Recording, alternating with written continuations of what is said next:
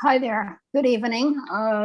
This is the Health, Seniors, Human Services, Youth Education and Human Rights Committee meeting for Community Board 3. This is the October meeting. My name is May and I'm the chair. Before we start the meeting though, I will hand this over to Larissa, who will explain the procedures of the meeting. Great. Give me just a moment to pull up the instructions. I apologize. I had to resize my window.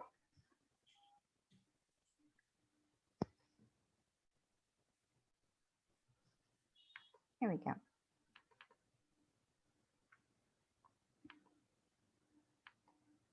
Okay, that is definitely not it. Sorry, bear with me 1 second. You know I should have these memorized, right? Okay, here we go. Good evening and thank you for attending Health Human Services Committee meeting. I would like to remind all who are attending the meeting that this is being recorded. At this time, we welcome all non-board members to sign into the chat with your name and affiliation if that is applicable in our chat box. For the remainder of the evening, our chat box will be used for simply sign in, materials distribution, and technical assistance.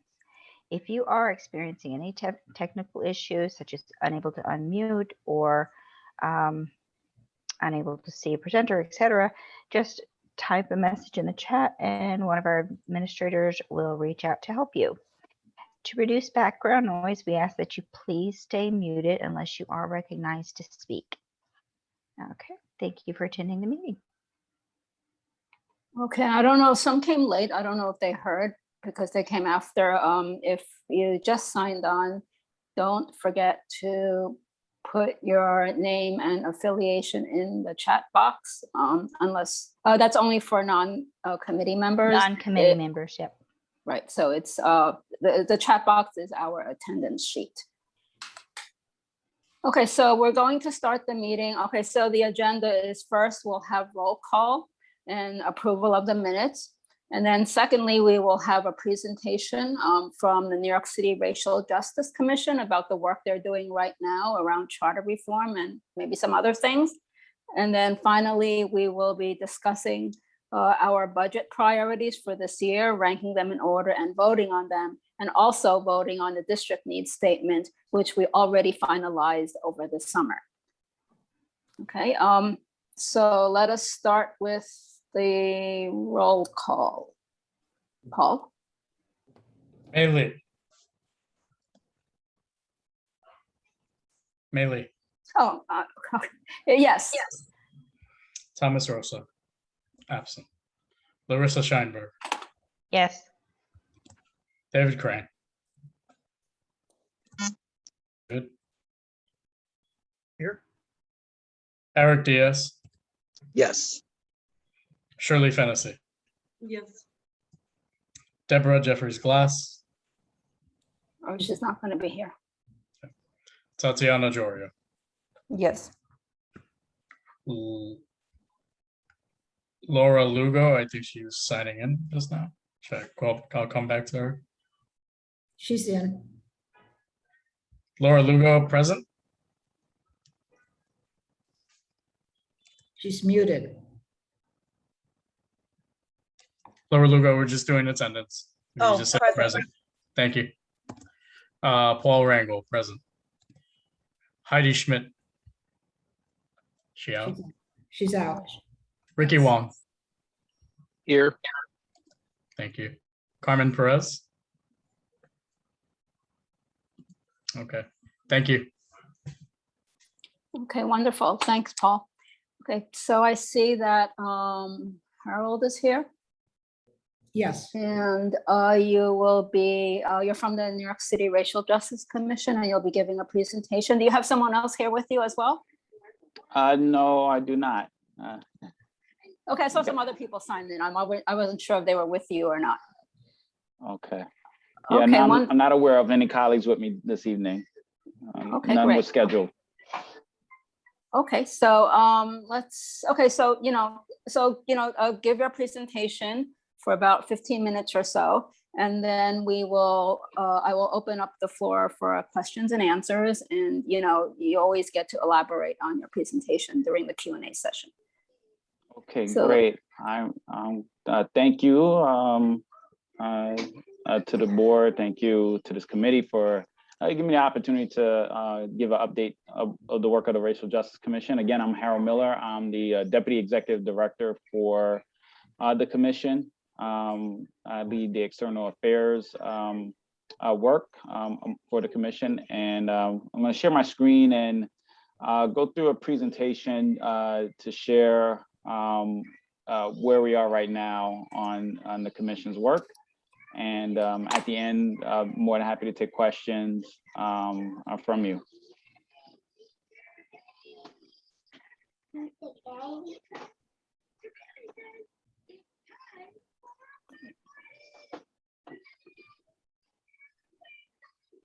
Okay. So just about the Racial Justice Commission. So back in March of this year, the mayor announced the formation of the Racial Justice Commission, empowering it as a charter revision commission, and appointed 11 commissioners, including our chair, Jennifer Jones Austin, who is the CEO of the Protestant Welfare Agencies, and Henry Garrido, who is vice chair, as many of you know, who is the executive director for DC 37. And then the meetings began on April 15th with the commission meetings. Forgive me in the background, my 3-year-old sharing space right now. So, but if you have trouble hearing me, just please let me know. To just make sure we're all on the same page on what the charter is. The charter is our city's constitution. It sets out the structure, powers, and responsibilities for New York City's government. And what the charter is supposed to accomplish is create political offices and agencies and tells them what powers they can use. And then also what they need to do for New Yorkers, its duties. And then how it must do them, the processes it goes by, budgeting, procurement, how New Yorkers must be included or consulted in the government process, i.e. like voting. And the charter revision process itself is to conduct a comprehensive review of the charter, report on its findings, and recommend proposals to amend the charter. Draft those proposed amendments to the charter for consideration by the voters. The commission may also invite New Yorkers, experts to share their experiences and ideas. And we've been very focused on that to bring in experts and the general public at large to talk about racial equity.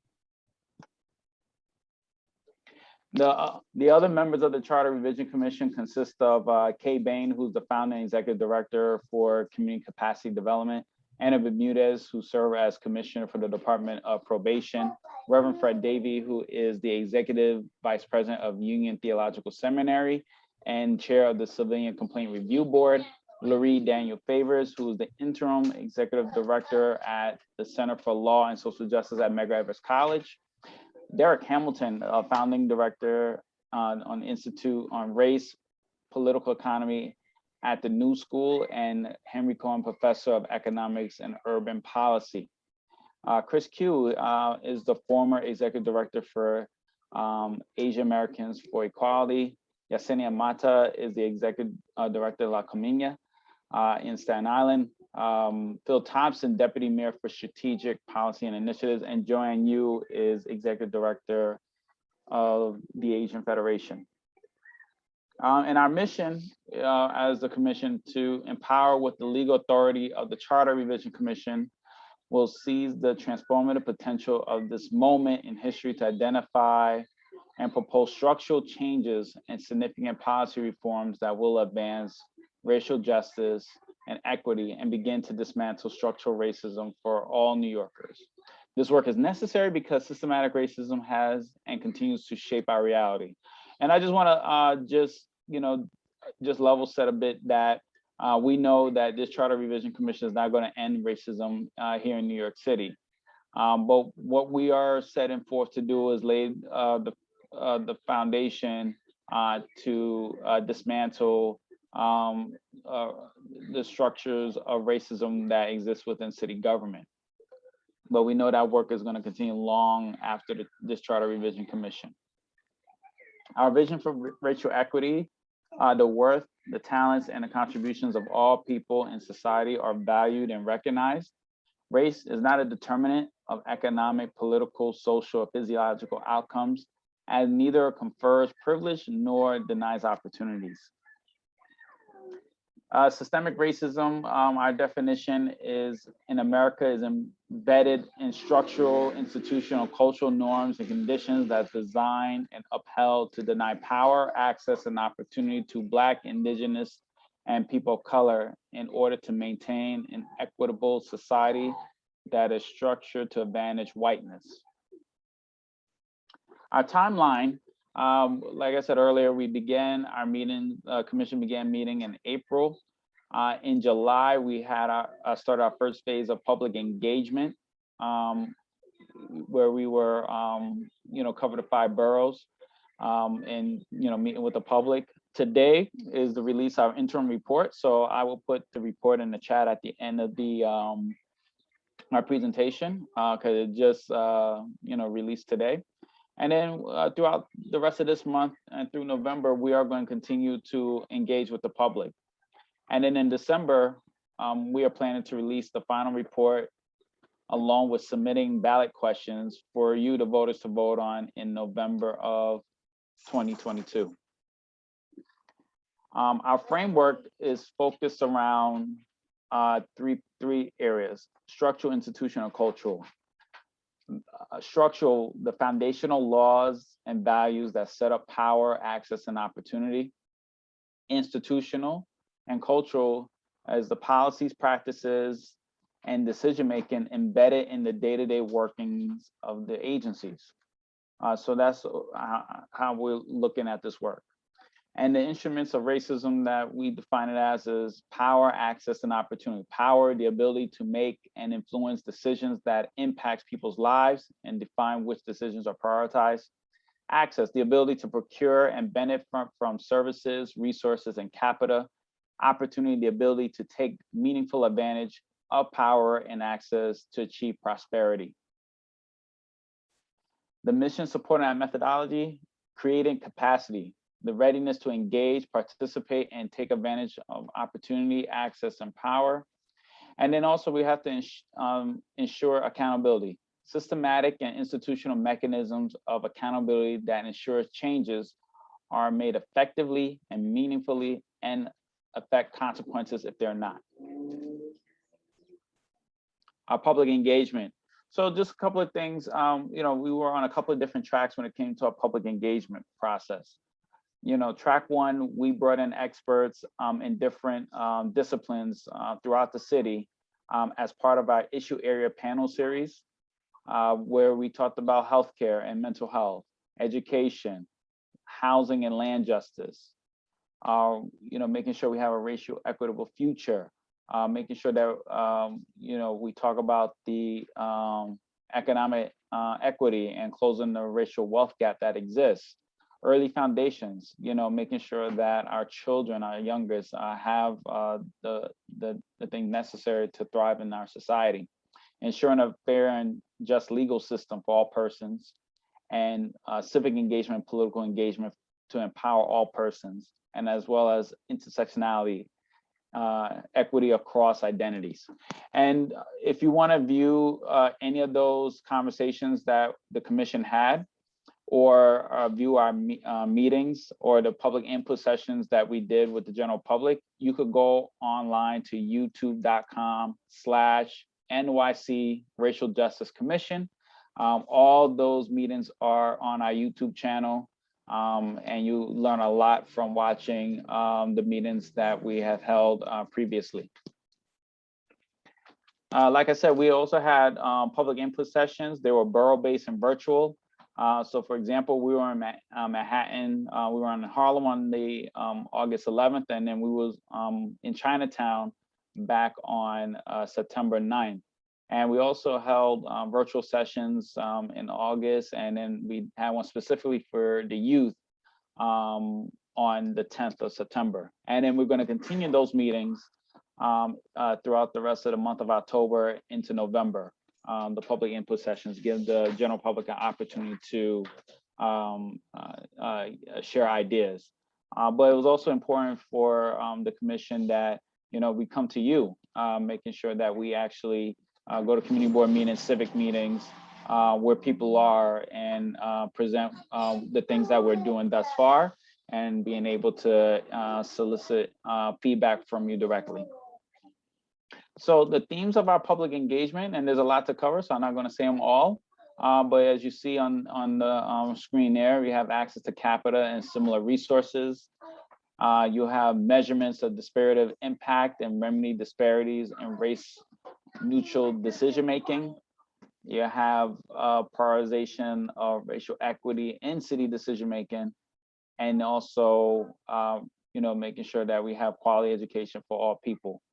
And that helped us to shape where we went with our interim staff report. And our interim staff report, compiles what we heard up to date, outlines the 6 patterns of inequities identified during our first phase in engagement. And then it helps to give us the expectation of what the commission work needs to be in the months ahead. And then, you know, this in the report, as you will read it once you receive it, is that there are 6 patterns of inequity that we identified during our process.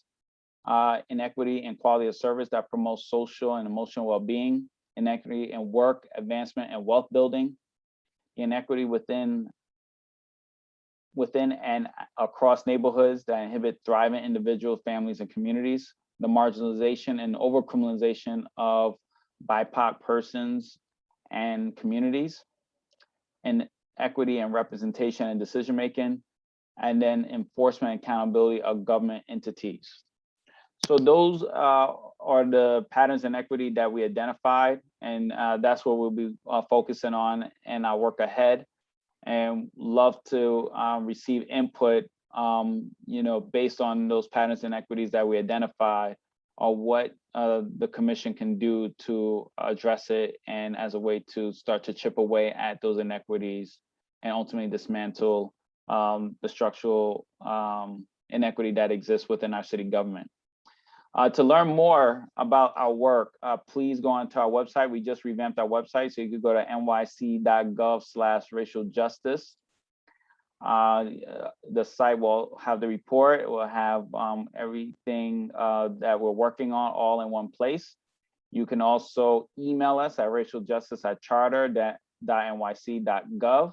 And you can always follow us on social media at Racial Justice NY on Twitter, or Racial Justice NYC on Instagram and Facebook, assuming that both Instagram and Facebook are up and running today. And like I said earlier, you could view all the meetings that we have held on youtube.com/NYC Racial Justice Commission. So I'll stop sharing my screen right there. And if you have questions, please let me know.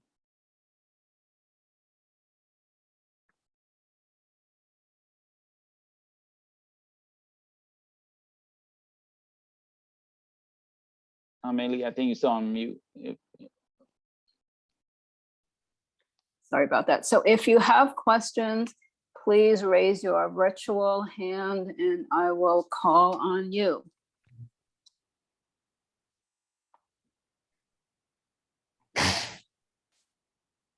There are no questions? That's incredible. Okay, Larissa is raising her regular hand. Yeah, I don't have it. I have a hand too. Sorry, I couldn't raise my virtual hand since I'm host. Okay, and I then apologize. Shirley. Okay, first you, and then I think that was Shirley. Okay. Shirley, go ahead. Yeah, Shirley, you want to go ahead first? Oh, who did you call on first, ma'am? Sorry, me? Yeah, why don't you go ahead, and Shirley seems to be awake. So Harold, thanks very much for your presentation. I have all your links here. Appreciate it. So what are the goals for impact that the commission expects to accomplish with the charter initiative? It's to have something structural, something big and bold to that can have a significant impact on our city and make it a more racially equitable city. So it will not be just a policy or a simple, initiative. We want to get towards the root causes of structural racism that exists. And that will take in the shape of form of doing something, that will cut across agencies, cut across, different disciplines, and might be something that, on the surface doesn't look like it would appear to be speaking about racial equity, but knowing that a lot of the racial injustices that occur every day in our city is so ingrained and so embedded, we have to root it out, and we'll have to use certain tools to root it out, whether it be creation of agencies, whether it be dismantling of agencies, whether it be creation of offices, all of that is on the table, but we know it's going to take something bold and big, and something that will have a huge impact towards making sure there's racial equity in our city. But are there measurable goals at this point? Well, the measurable goal is to identify through the lens of those inequity buckets that I talked about just now, to figure out what we legally can do as a city. Some of, as we all know on this call, the state and the federal government plays a huge role in our lives, and a lot of the laws that we live under are state and federally controlled. And so our team is looking closely at the city charter and trying to identify what is in the charter right now that is supporting the 6 inequities that we identified. And then what can we do within the charter to dismantle that? So that's the work that's ahead of us right now. And once we come up with those ballot proposals to address it, it's our hope that it is measurable and it's able for voters to understand it and be able to support it. Okay, great. Shirley Fennessy, did you have a question? Yeah, again, thank you, Harold, for your presentation. So, this is a huge subject right now across the nation, and there are school boards. I just read today a school board that passed a bill against teaching about race or critical race theory. There's so much that gets confused around critical race theory as which is a college course as opposed to culturally responsive teaching. And just wondering sort of what is your plan to not only educate the public, right? Because that's the big one. There's so much polarized information out there that's incorrect around teaching about institutionalized racism and structural racism that needs to be done, and children need to see themselves in their education. And I think the DOE is doing a good job of this, but I'm just kind of wondering, what are your thoughts about educating the public? And then what are your thoughts around working with the DOE to continue to move forward with the initiatives that they've put forth, and then sort of identify pockets where there is misinformation or, tendencies towards this kind of miseducation of our young people, especially, and teachers. I guess teacher education is huge for this. Yeah, no, that's a good question. And, this Charter Revision Commission, its goal is, not to really consult with, the agencies that exist, city agencies. We're focused on looking at the charter itself and just seeing what is in it that we can make, make our city, more racially equitable overall. And I'm aware of what the DOE is doing, as far as like, bringing in more culturally responsive education to the classroom. In my previous role in the mayor's office, I work with some of the advocates to kind of bridge that, to help them bring that idea along into the DOE. And I think the DOE is taking strides to making that happen. And I think for us at the Racial Justice Commission is like, what are we doing to make sure that not only, we're teaching our kids, material that celebrates all diversity, celebrates all cultures, celebrates, the differences that we all share, but how we make sure that there's access, opportunity, and power for those of color in the city that have been previously denied. And that's really kind of the, kind of where we're focusing on. And that's where, having conversation like this with community boards and with, organizations throughout the city is to talk about, what can we do to make sure that we close the gap of power, access, and opportunity for people of color in the city. And that'll take it could go in many different directions and take many different forms. But ultimately, we want to hear from the public. And that's the most important thing for us, is to hear from the public about what can we do to achieve that in the framework of the inequity buckets that we set forth. Okay. Susan, did you have a question? Yeah, I was debating whether or not, I feel like I'm being too cynical. I would suggest that you might want to look at community boards. There are tremendous inequities among the 59 boards in the city. And right now, the city is basically ignoring community boards.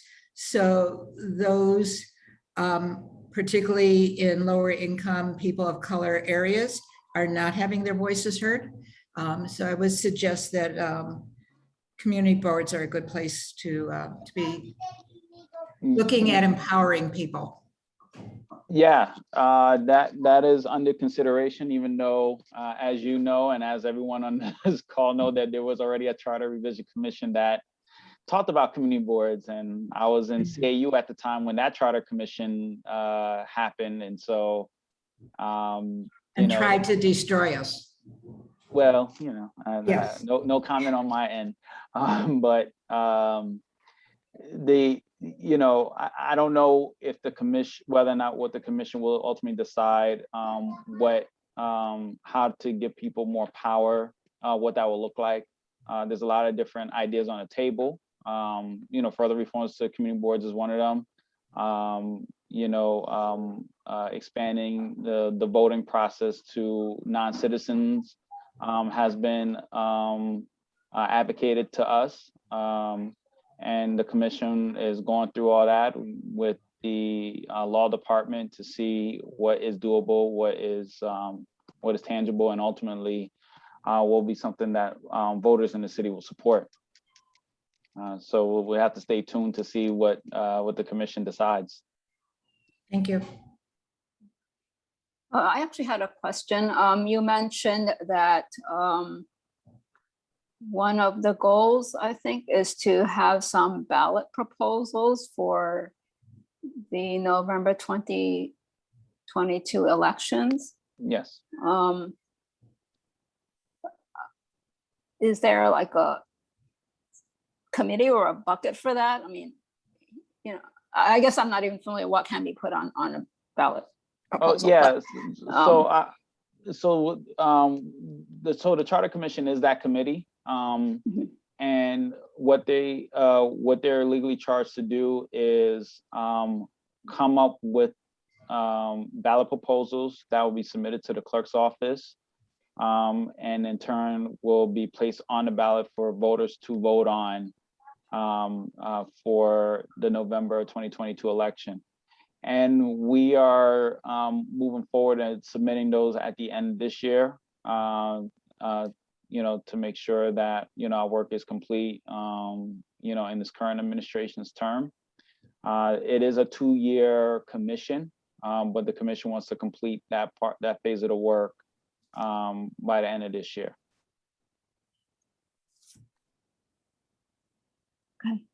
May, if I might, there is one question in the chat from Iris. She's wondering if this particular presentation that you presented this evening is available online. If it is, can you put the link to it in the chat? The presentation is not online. I can Okay. email it to Susan, and can share it, or I can email to Iris directly. You can send to both of Thanks. us, or send it to me and I'll send it to her. Yes. Okay, okay, let's ask one more time if there are any questions.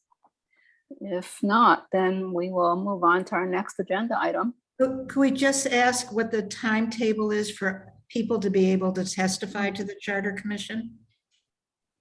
Between now and end of November is the timeline we're working with, because come December we're gonna really start to put forth the ballot proposals that we have, and so it's a mad dash to the end for us. So trying to pack a lot in the next 2 months. So right now we can testify to the commission about what we would like included in the proposals. And then after you finalize proposals, there will be hearings so we can comment on the proposals. Is that correct? There will, once we announce the ballot proposal, there was no plan for for comment. What we will do though is some of the proposals we may announce before the end of December, and then get some feedback before we do submit it to the clerk's office. We may do some of that though, but once it's submitted to the clerk's office, there's currently no plans for comment. It'll be just for us to educate the public on what the ballot measures are. So could I say, I'm afraid I'm going to have to be cynical. This is not transparent. It really isn't. I know you're going out now, but this is very late. For instance, if a community board wanted to comment, or even, well, we won't have an opportunity to comment on proposals, but and we can't have input into them because we don't know what proposals are being considered. And I mean, most people have absolutely no idea any of this is happening, and they're just not being given an opportunity for input on this. It seems very top down to me. Well, no, I will say that there's an opportunity for folks to give input. We don't have any measures in place yet, so this is the time for folks to propose ideas. Almost nobody, I didn't know about this till you contacted me. Nobody knows about this, really. And I realize you're coming to the board, but there's no media, there's no announcements. It usually with a charter commission, we all know about it. It's a big deal. And is there anything else that besides this that's going to be on the charter commission, a revision? Well, this charter revision is solely focused on racial equity. So anything that's proposed will be centered around that. But we started our public engagement in July. That's when I came on board, and we've done everything we could possibly to engage as many New Yorkers as possible. I'm not saying that it's been ideal. I'm not saying that it's been perfect, but at the same time, I do want to say that we do want to hear from the public. We do want to make sure that we receive input. The report that we put forth is wholly based on what we have heard from the public thus far. And we have thousands of submissions of ideas from New Yorkers throughout. And that's what we're, we'll continue to build on. Okay, thank you. Okay, okay, thank you very much.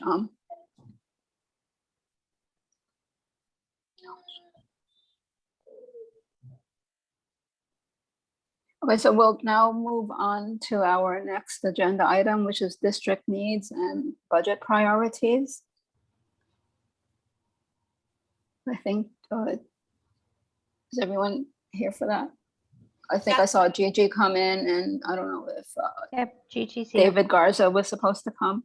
He said he was coming, but he has not either texted or shown up yet. Kana Okay. will be on soon. She's wrapping up another meeting. We're multitasking. Okay, but we can start without him, right? Yep, Yeah. I can do. I'm here for youth, and then she's here for seniors. Okay, yeah, so yeah, why don't you go ahead? We have our budget priorities from last year, so we're working off of that, but we're interested in knowing, especially for youth and seniors, and I guess that's different than DYCD. Yep. What's the top stuff, or what's at risk, and all that kind of stuff. Did you want me to? Oh yeah, before we introduce it start now? though, why don't Susan sort of give an intro to refresh our memories Yes. about what we are And doing. it's going to be very short because I think everybody on here either heard me say it last night at another meeting or really understands this. So the district needs, of course, is already finalized. You'll be voting on it tonight. That's an assessment of the needs of our community. The budget priorities are 25 expense, which are staffing programs, that sort of thing, and 40 capital, which we usually don't, or have very few capital from this committee. And this is for the year starting July 1st, 2022. So we're looking at budget priorities for a year in advance. We are not voting for the most popular programs or the ones we like the most. The idea is to bring money into our community. So we want to know what programs are important to our community, but are lacking in enough funding. And that's what we want to advocate for. And these priorities will be sent to agencies, to the relevant agencies, which is the whole point of it, but are also used by many other organizations, and even organizations giving grants and that sort of thing to see what our needs are. And that will be it unless anyone has questions. Oh, and if you're new, just to clarify, the 25 expense priorities and 40 capital are not just from our committee. I'm It's for sorry, the yeah. all the committees. So we are just part of that, although we are a very big part of it because we have so many areas. And I think that most of the government agencies do fund services. I mean, that's primarily what they do. So it naturally does, a lot of it does come from us.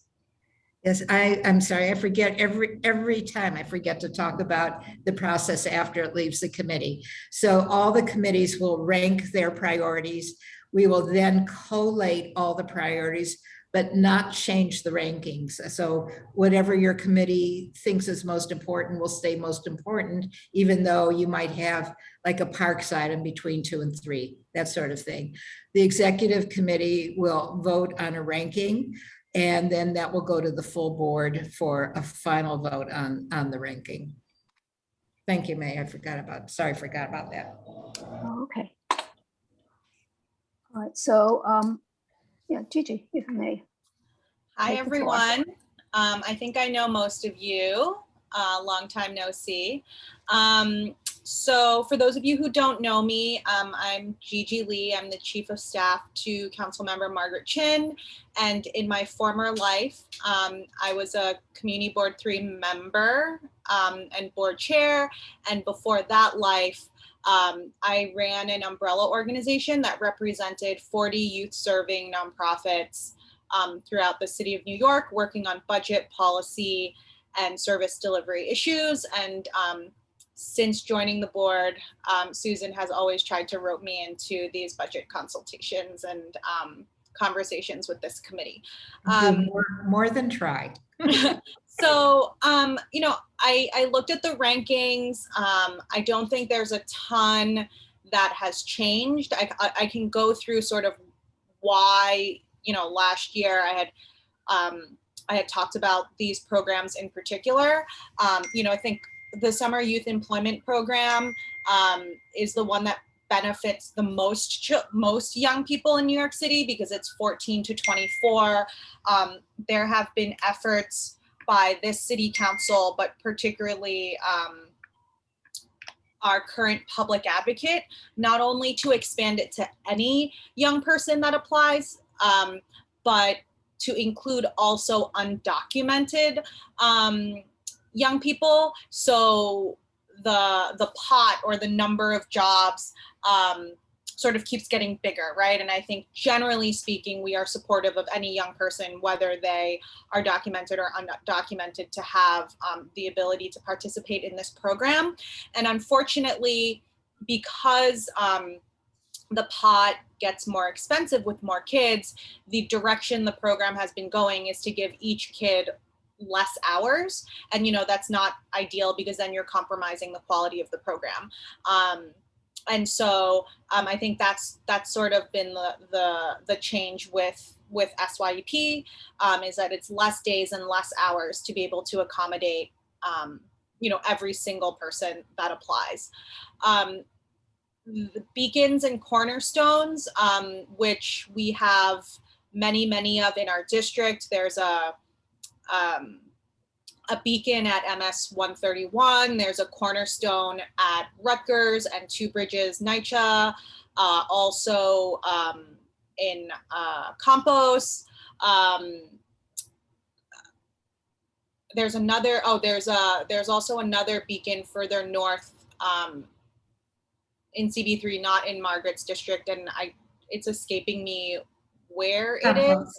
Campos. Is it also Campos? They have a beacon and a cornerstone? I thought they did, but I'm not sure. Maybe. Yeah, I know University Settlement runs it. So there's many cornerstones and beacons, right? So beacons are school-based community centers, very comprehensive approach, and then cornerstones are the programs that are based in public housing, right? So they both use a pretty comprehensive model with a community partner. Those are, New York City sort of leads the country in that model and that approach to work. And so it was only several years ago that the number of beacons was expanded greatly through the last RFP. So it's important that it continues to be funded at a robust level. And then with Compass, which is what people traditionally think of as after-school programs, right now the city basically has universal after-school for middle schoolers. The reason why I always advocate for it to stay a priority is because it is not universal for high schoolers and elementary school students. And we hear from providers over and over again that there are long wait lists, especially for the elementary school programs. And so, with high school programs, sometimes it's hit or miss because by that age, they don't necessarily want to go to a structured after school, right? So we always try to keep it in there because the youth services sector always traditionally wants, the gold star is to have universal after school regardless of age, right? And so we always try to work towards that. And it was only after de Blasio's first 2 years in office that we got universal after school for middle schoolers. So,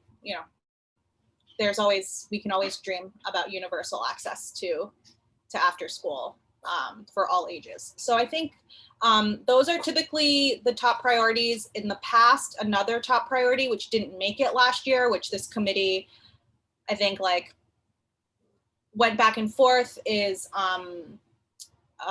runaway and homeless youth programs.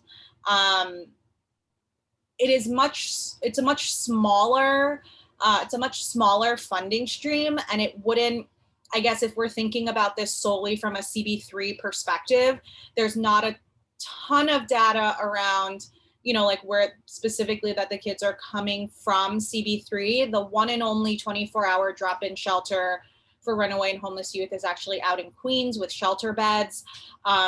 So I guess if you're really thinking very critically about impact to CB3, that, may not, that's a good reason for it not to be a priority. But I always like to mention it because it's very important, and it's a very high need, but not, they don't get a lot of money for a need that's actually very great and sometimes arguably ignored. So.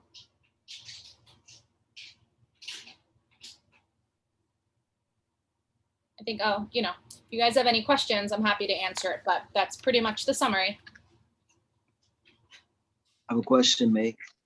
Oh, yes. Oh, let me look at the hands. Sorry. Eric Diaz. Sorry. Yeah. Hi, Gigi. Hi, Eric. The last priority you mentioned, you said the Runaway is not, that's not a service primarily prominent in our district, in our community board 3, but it is in other parts of the city. Is that what you said? Yeah, it is.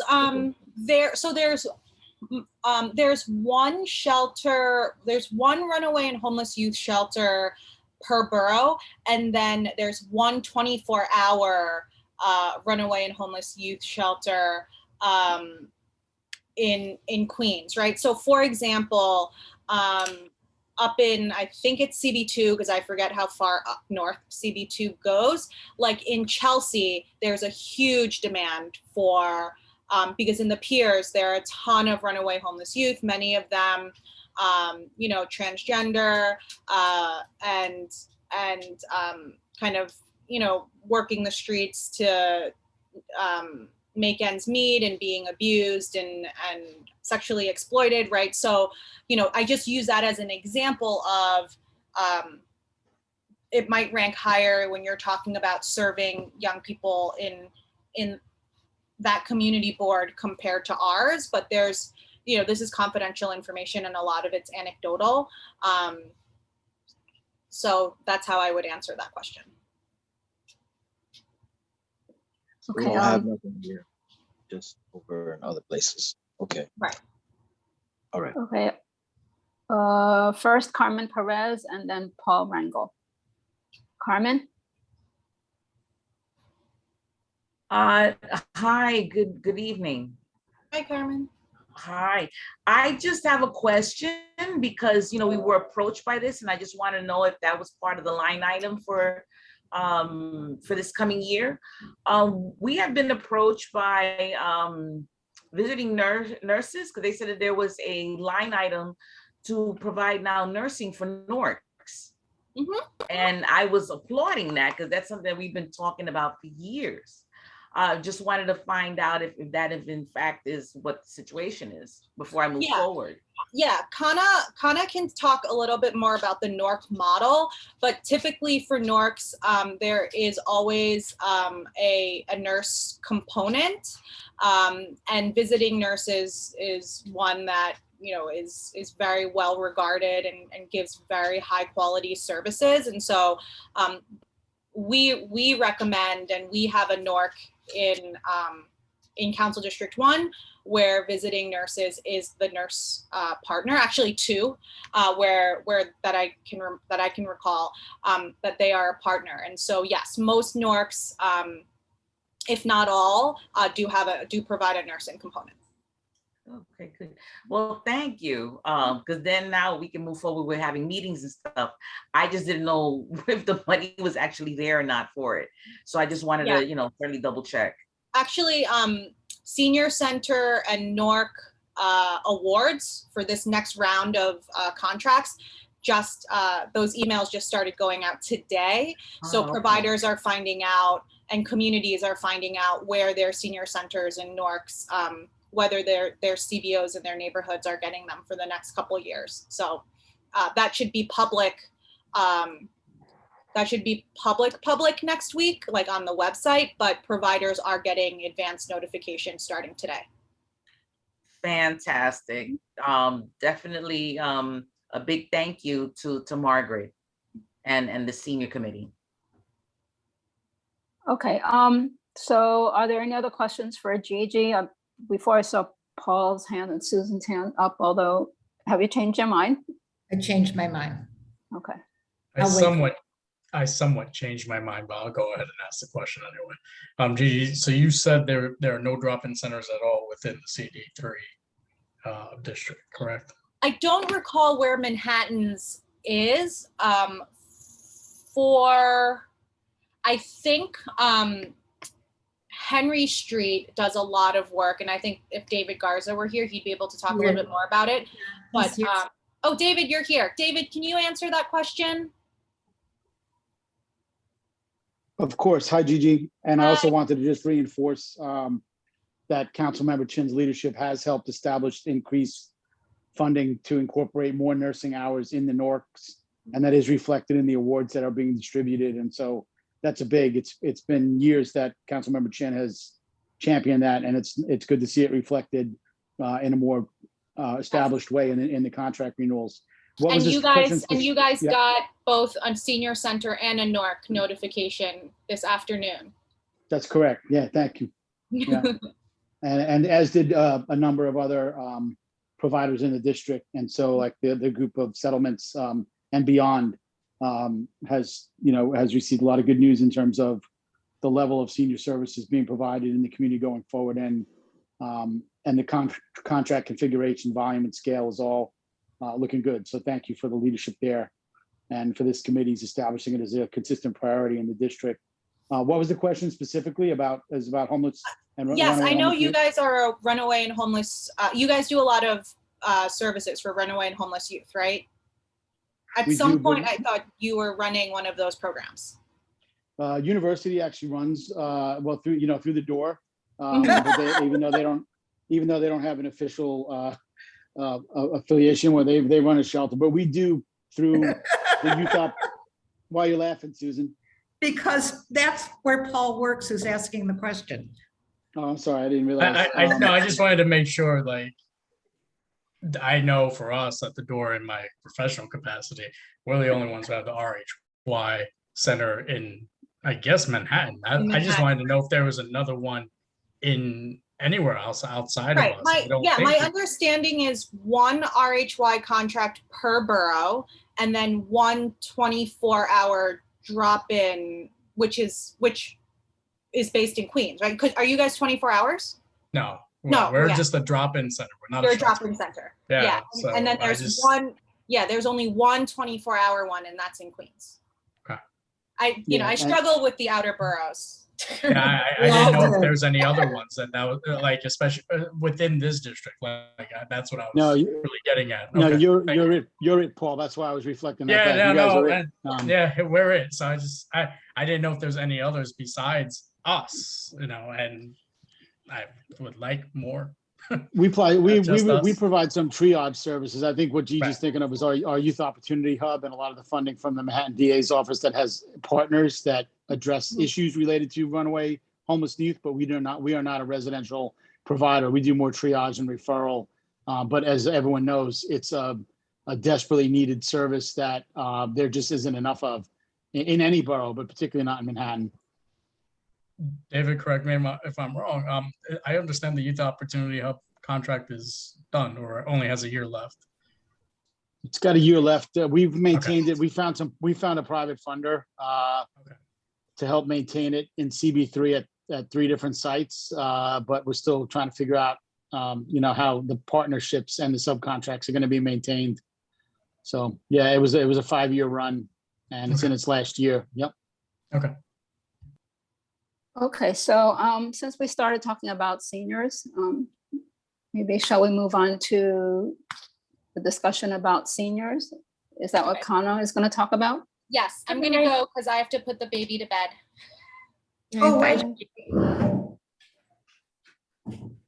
May, I direct messaged you. It's kind of time sensitive, so if you could just make sure you see it, and then if you could just reply over email. Oh, okay. Thank you. Okay. Susan, I'll come pick up the toy, I promise. That's so cute. Okay. Hi, everyone. My name is Connor Irvin. I'm Councilmember Margaret Chin's Deputy Chief of Staff, and I'm also her budget director. So I looked at some of the things that Susan sent over, and I can address them like line by line if you want, Susan, or do people have questions first? How do you usually kick things off? May, do you want, So we're interested in having an overview, but particularly about programs that are more at risk, or, I mean, everything needs funding, but something that is like underfunded, that is part of our priorities, because that's what we would advocate for, the underfunded more. Okay, and advocate what through your Or own it would be higher in our priority as to something that is better funded or is not at risk of being lost. Yes, great. So hold on, let me just pull up the one pager Susan sent.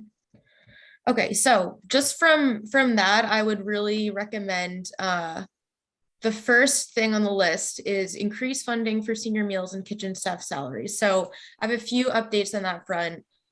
First of all, we work really closely with Live on New York, a whole plethora of senior advocacy groups and nonprofits who work primarily with seniors. And we've worked with them to craft a letter. It's a sign-on letter for all council members. And we're asking the administration to provide more money for this item. I can send some numbers around, I guess. I can pull some examples, but right now, a lot of organizations who do home delivered meals, that was a topic of Margaret's last oversight hearing. They do not get fully reimbursed for all of the costs of the meal, and that risks them running a deficit. So that's something Margaret is chair of aging, as everyone probably knows.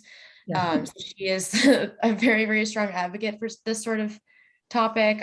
During our last hearing, she sort of yelled at the DFTA commissioner and the administration, because when senior centers started reopening, and that was another thing we had to fight tooth and nail for, the administration was like, oh, great. So now we can just put some money in senior centers and home delivered meals, which they had been previously doing with Get Food NYC.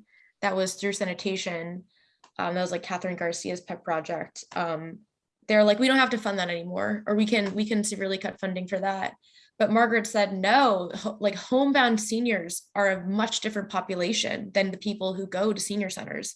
Homebound seniors are quite literally like, they don't have the capacity to leave their homes. And it's not as easy for them to just like go to a senior center for a few meals a day. So that's why we're funding to get money in the November plan. And hold on, I have some more facts I wanted to share. Here we go. So something that was really exciting that we got de Blasio to make some commitments on was the I'm forgetting the acronym, but it was like something care plan. I should know this, but basically it provided for a bunch of commitments from the administration. One was $15 million for model budgeting for staff. And that means that money can go to senior centers for like food kitchen or their kitchen staff, and also like funding for their senior meals. So that was a huge win in this budget.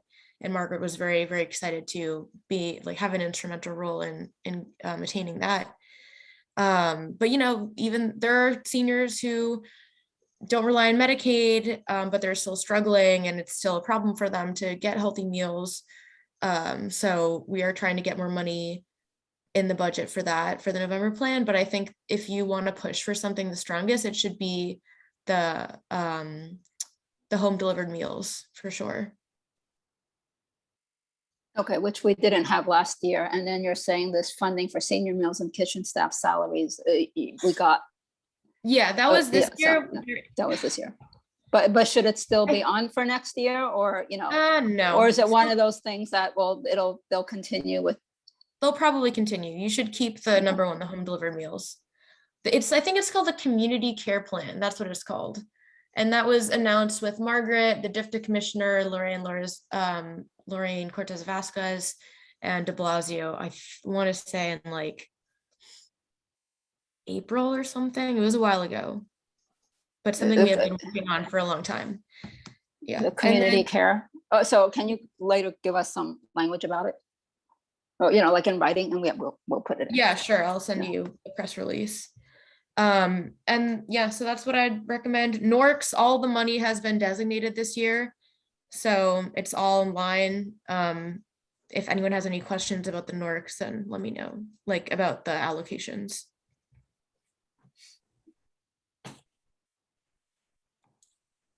And also the community care plan has created, I want to say, additional 26 senior centers. So that was a huge other win. The community care plan is the meals? No, that was No. just like, it's So, like a big oh. package. It's a big package of Oh. things that we'd fought for and we got in the budget. And it was like an amazing thing to see funded. Oh, okay. So, but we want the home delivered meals is something that is needs to Most be critical. Yeah. highlighted and talked about. So in terms of the NORCs, is that something we should still highlight and talk about? I mean, you can put literally all of these things on the list. They're all important. But if Well, you're we only asking have for a two, yeah. priority, if you're asking for Uh-huh. a priority, then it should be the home delivered meals. Okay. Yeah, we only have two on the list from last year, so, but it was the NORCs and the okay, and the staff salaries, but not the home delivered meals. Mhm. So if you could give us some language about the home delivered meals and who it's funded by. It's funded by DFTA, right? Not the Department of Sanitation. Who it's Well- funded by, then we'll. No, it is DFTA, isn't It's it? DFTA, it's DFTA, but Get Food had replaced a lot of that during the pandemic. And the city was in the process of like transitioning, like, what are we gonna do with all these contracts that we're through Get Food? Like, how are we going to fill this great need that was made apparent by the pandemic and stuff like that? So it is through DFTA, but Get Food was like weirdly a sanitation project. But we're advocating for a DFTA budget line. Yes, yeah, DFTA. So then you should advocate for as much money for home delivered meals via DFTA as possible. How about meals in senior centers? I think we had heard at the budget consultation that the senior centers weren't being fully reimbursed. Is more funding needed for meals in senior centers? Well, the big amount of, so the model budgeting, what that term means is it's just like filling in a lot of the gaps. So when there was, this year, there was $15 million added to the model budget. And that helped, that was specifically for kitchen salaries and food. So I think that. We're looking at starting next fiscal year though. No, So that was put in, oh, well then, I mean. what we're looking for though is, so it's not baseline. It's not baseline, but should we be advocating for it to be baselined? Yeah, you should advocate for it to be baseline. So that would be for senior meals in senior centers. Mm-hmm. And staff salaries, right? Mm-hmm. The staff salaries did not go up. Kitchen staff salaries. I'm sorry, I thought she said that they had increased. No, this That's was just just like a lump sum of money. So yeah, you should advocate for it to be baseline. So that's another separate one.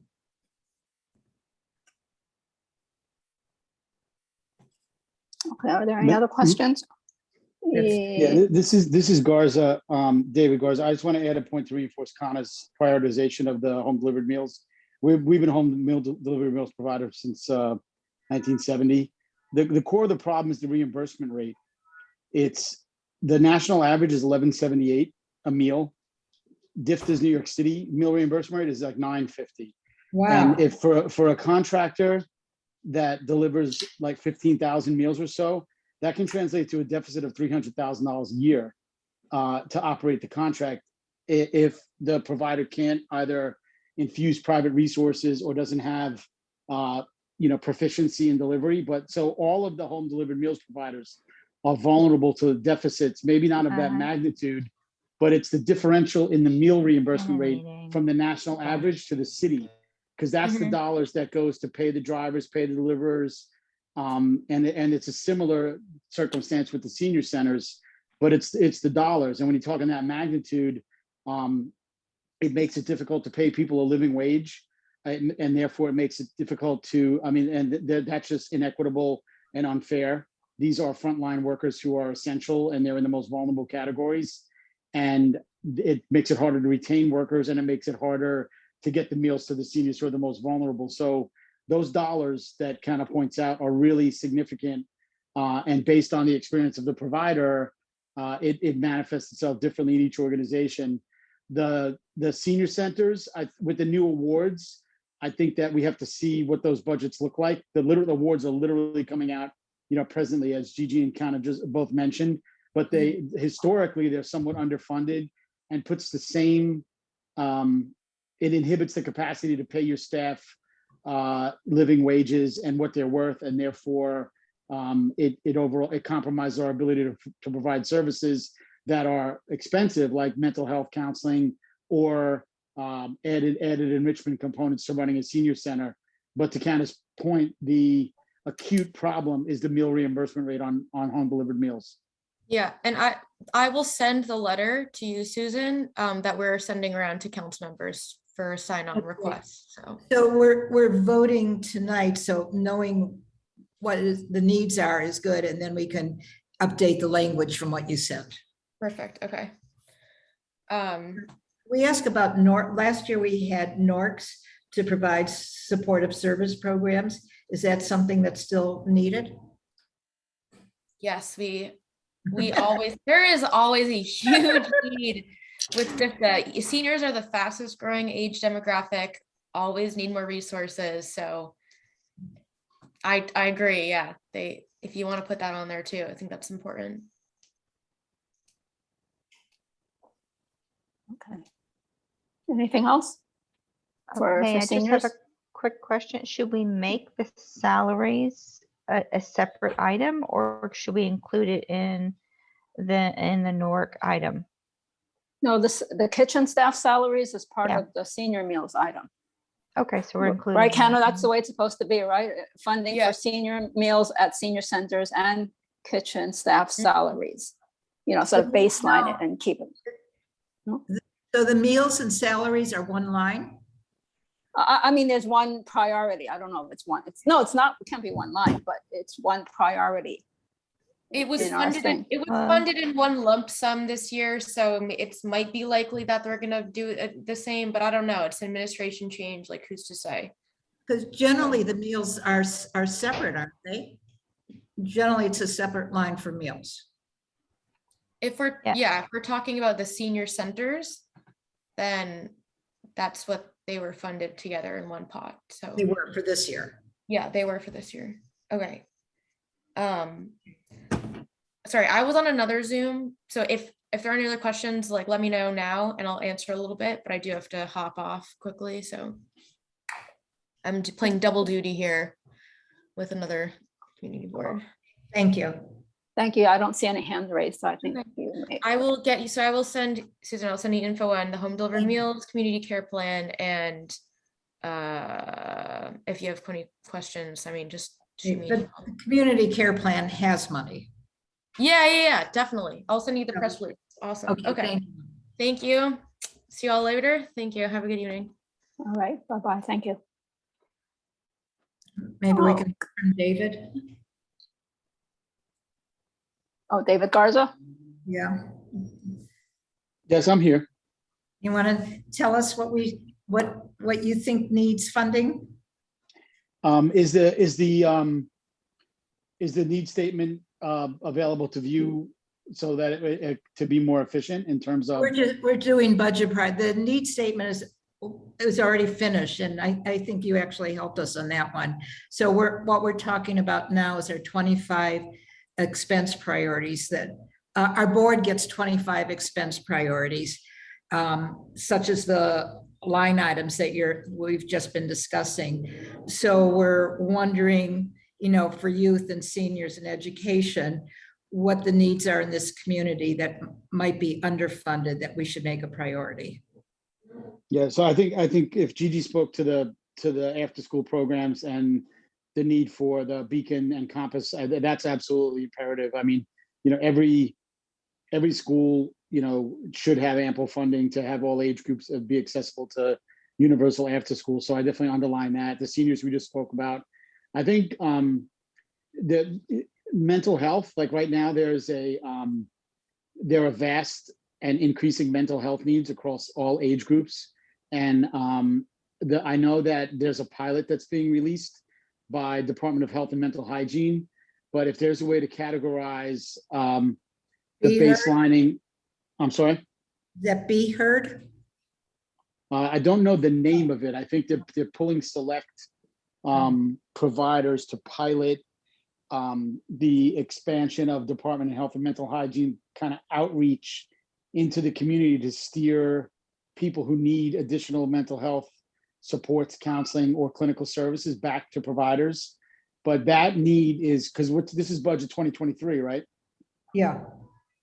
Yeah, I mean, that need, without a doubt, is going to grow in tsunami-like proportions. I mean, we're seeing early indicators of that at every age group. So however we can request for increase in baseline funding for mental health counseling in all environments, I think, an easy one is in schools. And I think that there's a real distinction that I think needs to be made in mental health counseling for schools.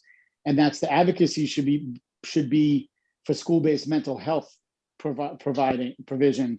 Because what happens is, like right now, there's an initiative to put social workers in schools, and that's great, and they're needed. But the reality is that a social worker, when they have their position in a school, they're essentially confined to the school hours and issues and incidents that happen there. Community-based providers, like a number on the Lower East Side that have school-based mental health counselors that go into the schools, have the capacity to work with parents outside of the school hours. Like, if the way I would think about it is like, think about a school nurse. Like, a school nurse is good if the injury happens on the school, but if there's an issue that expands beyond the school day, you're not going to the school nurse. You're going to a provider that has a greater capacity to provide comprehensive services and connect to others. And so the advocacy around mental health for school-age children should be for the expansion of the school-based mental health program that comes from community organizations, like many that exist on the Lower East Side. And it's a real important issue, because right now a lot of the drum is beating on putting social workers in schools. And again, that's great. But what's going to happen is the DOE, like the salary parity issues around early childhood education, the DOE is going to pay school-based social workers more. And not only is it going to have the limited capacity, as I just described, comparable to the school nurse, but it's also going to pull talent from the community-based systems, because people are going to migrate to the DOE, and it's going to leave the organizations that bear the brunt of the responsibility for our families to do the work with less resources and less talent. And ultimately that could really lead to a whole destabilization of mental health for the children in our community. And so I would strongly suggest that we add the expansion of school-based mental health programming through community-based providers as a budget priority. And that would be Department of Health? Yeah, DOHMH, yep. DOH, okay. So it's an existing program, but it should be expanded. Yes. The funding for it should be expanded. Yes.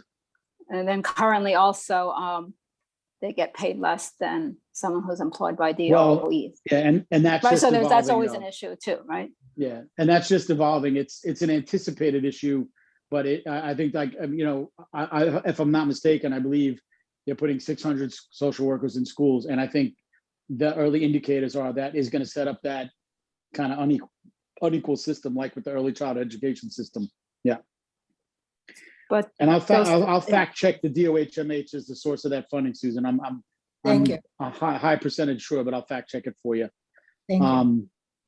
And I do think like we did see, like I would dump on the mental health issue and break it down as many ways as possible. We did see geriatric mental health in the expansion of that is going to be necessary. Some providers have the capacity to run on-site, Article 31's the providing mental health either through in NORCs or in senior centers, but there's simply not enough funding in the contracts to provide that service incorporated, fully. I have to say that I'm saying that a little blind because we just received notification of the senior center renewal and the NORC renewal, and providers haven't evaluated the budget yet. So it's a little premature for me to say that emphatically, but I know historically the capacity to provide mental health services that are needed for the seniors has not been embedded in the contracts, but it's at an inflection point. I don't know if it's in there right now because we literally just got award notifications like today. So we haven't seen the budget. And I would, I think those are two areas. I think that the real, not the real, but an additional is for young adults, like mental health services for young adults. As was mentioned before, our funding from the district attorney's office was just cut. There is no stream from any government agency that provides the capacity to let providers provide mental health counseling and resources for young adults who are, similarly affected by the trauma of the pandemic and all of the, that's where the spates in youth violence. Maybe that might be the recommendation is that, see, the challenges of Manhattan District Attorney's Office is not a government agency. And so their utilization of those funds to provide preventative services for young adults is a little bit of an outlier, but some of that programming was transferred to DYCD, the Sports and Rec. So maybe DYC, like the advocacy to have DYCD provide mental health and preventative services for young adults 16 to 24, because that's another group that gets left out in all the different musical chairs. So my input would be to break down mental health across the different populations, as I just mentioned: school-based mental health, geriatric mental health, something for young adults coming at DYCD, and and as much as possible in early childhood education as well. And that would go to cover a lot of ground and be at least 4 additional priorities across those populations. And then, so are they then across different agencies, not just because it's part of a contract that comes from, say, DYCD, or is it like a separate funding from health department? Well, in terms of provision of the mental health services, yeah. Yeah, each age group would come out of a different agency, and it would be in the source contract. So for early childhood education, it would be the Department of Education. For school-based mental health, I believe it's the Department of Health and Mental Hygiene, and I'm going to fact check that one. For young adults, it would likely be DYCD, and for the seniors, geriatric mental health, it would be Department for the Aging. Okay. It's depressing because we're not going to have anywhere near enough room for all of that. So it's not just redesigning the contract, but it needs more money. I think the provision of it, and that's where I'm a little bit at a loss, because the fact that it's, there's the possibility to incorporate it in some existing contracts, but in some cases, like the young adults, it's a non-existent component. Mm-hmm. Okay, all right. So thank you for the opportunity to contribute there. Thank you. And all, thanks. Thank you. Okay, thank you. Okay, so we have a lot of stuff now. Yeah, too much need. Yeah, and it's very complicated because things overlap, the way Garza was describing it. I mean, it's just going to be some of it. I hate to say, it's just going to be, we're going to have to focus on just a few of those because it's 25 for the whole board. We have some other new things that I sent to you, before the meeting also. Right. Yeah, and some of it he hasn't really researched yet, so.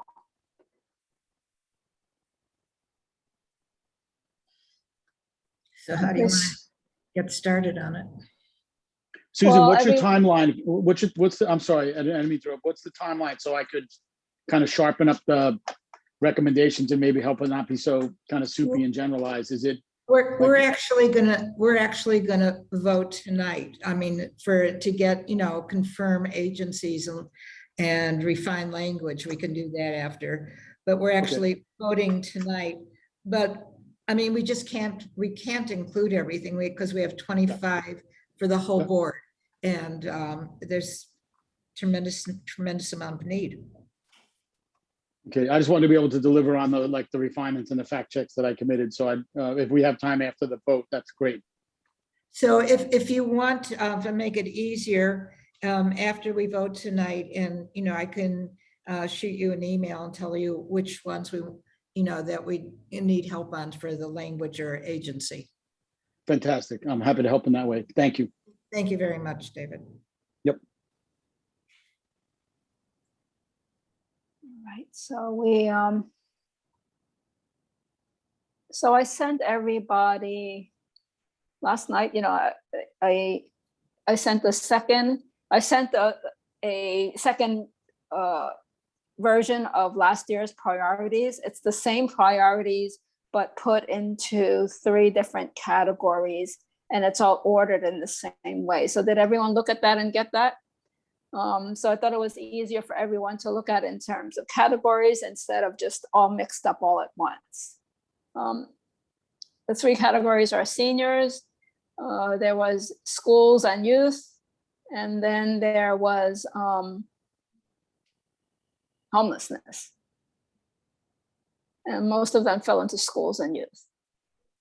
And that's just the program priorities. For the capital priorities, I mean, we still have the school at Essex Crossing, but we had depended, we usually want, for other school capital priorities, we did not receive anything from the CEC or School District 1.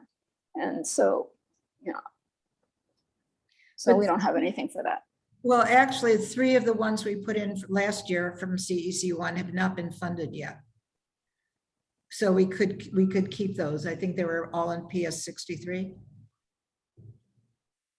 Oh, okay. And you don't think there will be, there's like a time lapse where they will be funded by the time this gets submitted? No, there's no, because when we looked at the answers, last year they said, no, they couldn't fund them. Oh, okay. All right. Is it possible for you to resend that? I can't open, for some reason, I can't open that document.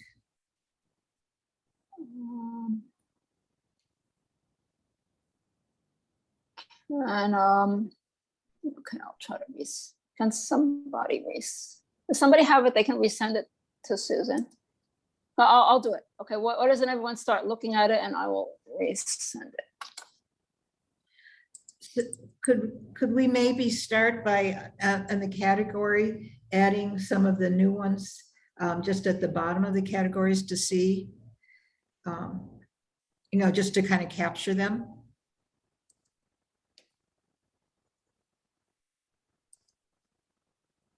Okay, Paul, do you want to share your screen so people can see what we're talking about? I think I'm having the same issue. It's Yeah. not opening for me. The either. document's something Like wrong.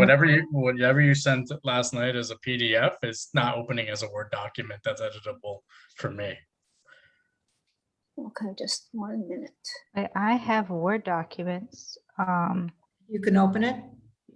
I have the budget priorities from last year. Is that the one you're talking about? The one that's put into groups. The one that's grouped Yeah, the one that I have it grouped as seniors, schools, and homelessness. There Yeah. are, oh, okay. I have made my own little notes under the seniors. I highlighted it. I could share that with you right now. Is that the one, May? Yes. Yeah. Okay. All right, let me share that. Hang on. Bear with me.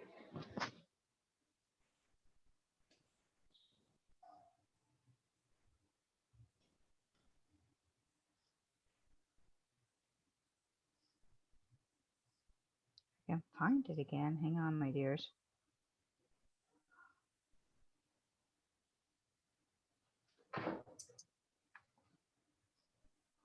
Hang on, I'll be right.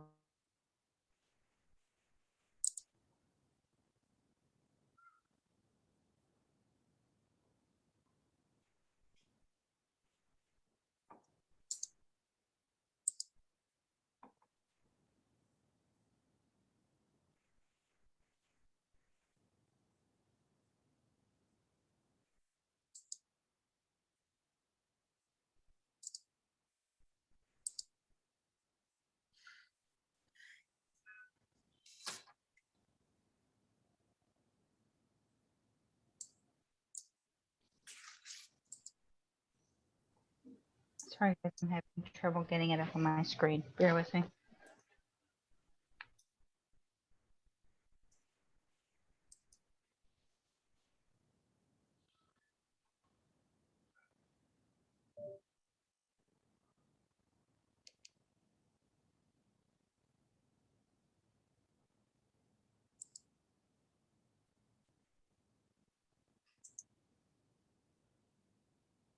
There we go.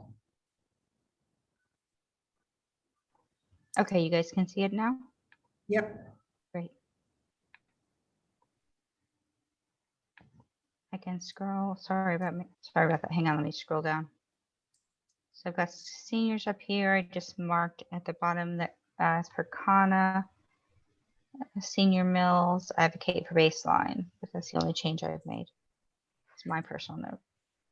So we had seniors and senior centers and home delivered meals in one as one thing last year.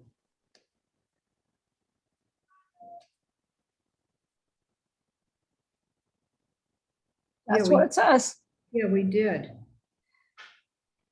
Because there's this home delivered meals is actually a different line. No, I thought that was meals at senior centers. But this says senior, well, there's two issues. And one is senior meals in the centers, and then home delivered meals are different. Oh, I see. It's a different contract. Yeah, that okay. That should be a separate line. Well, that's what we have. They're both very underfunded. Are we advocating for both of those to be baseline? We're not asking, I don't think it was to be baseline. I think it was for funding, but if you could make them as two different ones, because they won't get funded under one priority. Regardless of what you decide to do, they have to be two separate ones. Yeah, I propose that we do that.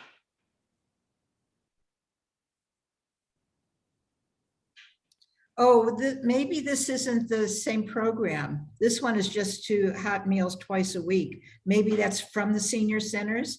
And in addition, you need home delivered meals as another line. Yes. I think this is for senior centers that it must be to deliver meals. Does Carmen know whether they do that? You mean they make them at the center and then deliver them, and some That's people the way- eat it there? That's the way this is written. So that's different than home delivered meals. Carmen, do you know? Okay, I'm sure of that. Kana just said that Get Food NYC was the Department of Sanitation, but that program's gonna end. And that They're not doing that anymore. This is DFTA. Well, that's my point, is that because that's gonna end now, there needs to be some supplement for that through DFTA, which is what Kana's recommendation to us was. I don't know if DFTA does that currently. It's so that's what's needed, is the home delivered. They're not senior center meals. What you want to put there is home delivered meals, just home delivered meals, which is a whole separate thing, and it includes the delivery of them and that kind of thing. Oh, but we have home delivered meals up in S1. Last sentence, funding is needed to ensure home delivered hot meals twice a week. Sorry. Okay, but that's a senior center line. Oh, gotcha. So we're no longer talking senior centers. We're just talking about home delivered meals. Okay, so home delivered meals, period, like separate from senior center. Correct. Okay, bear with me. My computer is stalled. You know, Paul, I shared it as a Google Doc with you.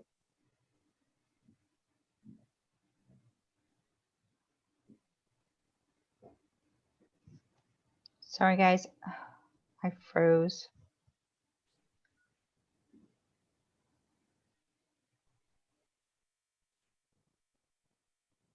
Oh, Paul? Yeah, it's just weird on my computer for some reason today. I'm trying to open it up. It's opening up weird. I'll try it again on my Google Docs. Okay. Like I do have the Google Doc, but like at the bottom of the document, it's all like misnumbered. Yeah, it is misnumbered. Oh, It never okay. was numbered. The bottom where it has the capital priorities, it's all misnumbered. Okay, so after you broke down okay, I can share my screen then. All right. Oh, Larissa, can you unshare? I cannot. I'm frozen. I can't stop sharing. Can you Well, guys can hear you me? like log off? Yes, we can hear you. Yeah, Maybe I'll it's log just- off and I'll log back on if I can. Oh, wait, there. Hold on. I think I can stop sharing now. I hope I can. Oh, the joys of I think I got it. technology. You should be able to see my stuff at this point. No, hold on. Shoot, I am frozen. Somebody's trying to open breakout rooms, different breakout rooms. No. There we go. That's good. There we go. Oh, we I can got- see. I'm still frozen, so I think I might have to log off Okay, we'll let you if I back. can. You all should be Thomas? seeing my screen at this point. Yeah. So we can see it. So can we add home delivered meals as a third item Where am I putting that? under the NORC DIFTA? Okay.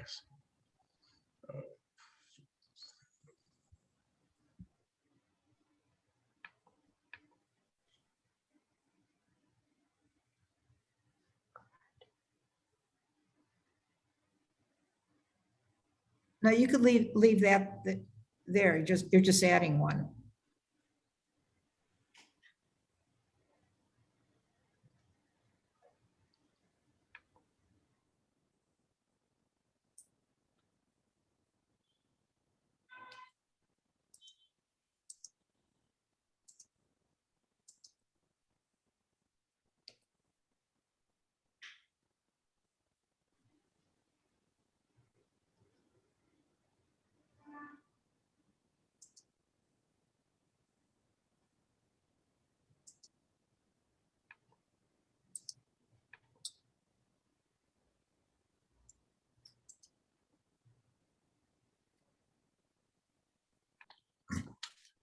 When did life get so hard? Yeah, this Google Doc is terrible. I hate Um, Google Docs. I hate yeah, Google Docs.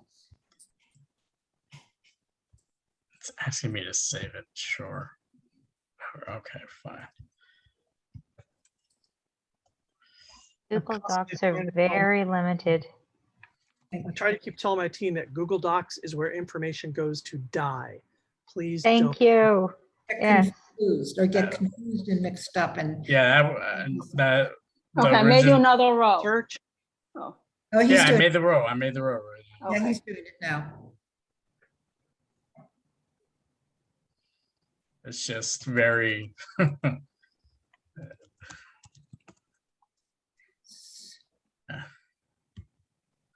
So you can just call it home delivered meals.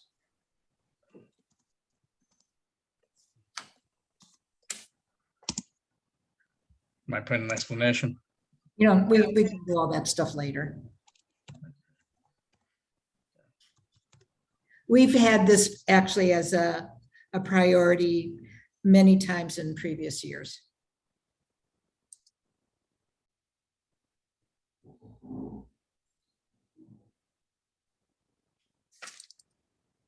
Anything else you want me to add, or we're good there? That's all I wrote down for seniors. Did anyone else have anything else?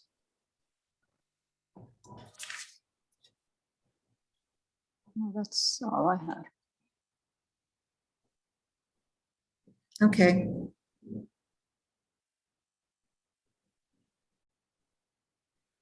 So are we starting to go through this now, or we're gonna add some more stuff or not? Well, if I can ask, I mean, could we add to, things to the bottom of the groups to capture them, and then the committee can decide whether or not they want to put on them? Yes. Okay, so for youth, we had the expansion of the community, our school-based mental health program.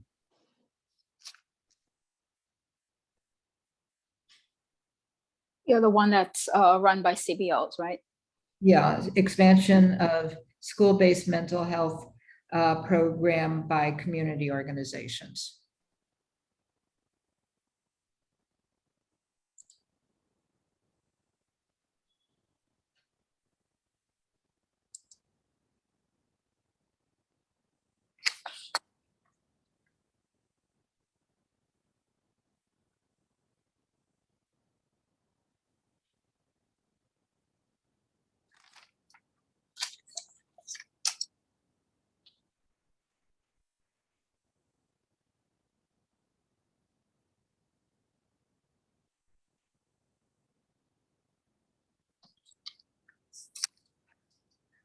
Susan, could you repeat that for me? So I can just set that up. Expansion of school-based mental health programs by community organizations. Programs by CBOs. By CBOs.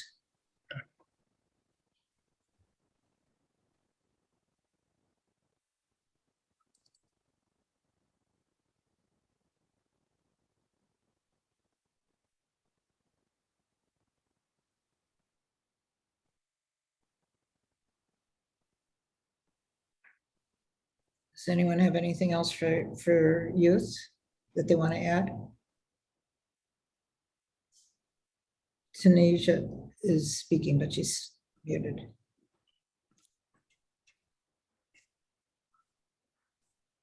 Gigi mentioned the RHY program. I know, the door is the only one that has it in Manhattan. Is that something they're trying to advocate for throughout the cities, more RHY programs through more than one? Is that something that has to be locked in? We don't want to advocate for outside of Community Board 3. No, but maybe to put one in Community Board 3. Oh. Unless that's not a possibility.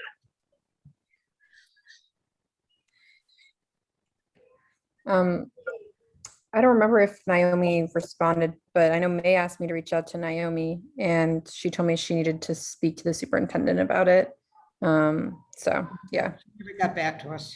Okay. Yeah, I spoke to her yesterday about it, and she needed to speak to the superintendent. She told me. Not about runaway homeless youth, right? Or just about those capital priorities, right? Yeah, in general about these priorities and adding more. Okay. More of the school stuff. Okay, that's true. Okay, well, we can't do anything now. But those were most of it in capital anyway, not in expense, right? Yes. Yeah, so we'll still have some of the last year's capital from the CEC. Gotcha. Okay, so for homelessness, well, you don't want to go through what we should get rid of at this point. We just want to add new things to consider. Is that true? May? You mean any of those topics? Yeah, like we're in homeless now, and I would advocate getting rid of a lot of them, but you're not ready to do that step yet, right? We could. So let me give some rationale. When we went to the last year, well, in homelessness, we talked about pay parity for the anti-eviction lawyers.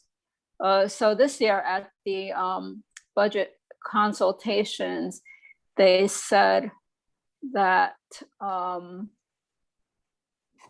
had been increased funding for pay parity, although it is mainly for junior lawyers, for starting lawyers. And so it was a way to attract more, lawyers to take these jobs, because otherwise they couldn't. So that's that's what they told us. And then the other thing is about the FEPs, the vouchers. They said that levels have risen, or, yeah, Susan?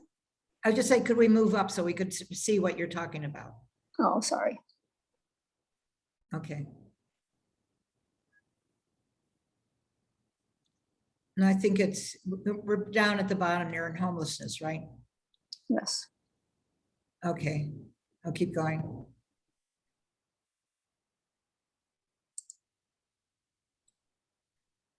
Okay, so it's number 3 is what you're talking about. Yes.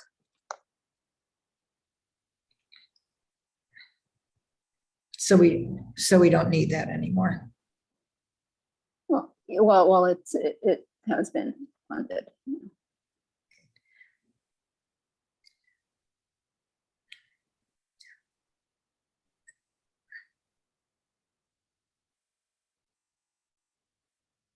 And the city FEPS has also been greatly increased. The H2. So getting rid of H2 and H3? Yeah.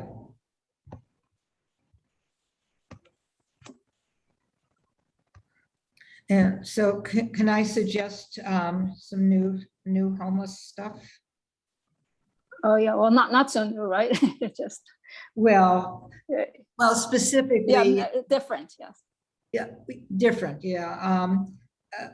More funding for more outreach workers. And we need 4 more outreach and 1 a management position.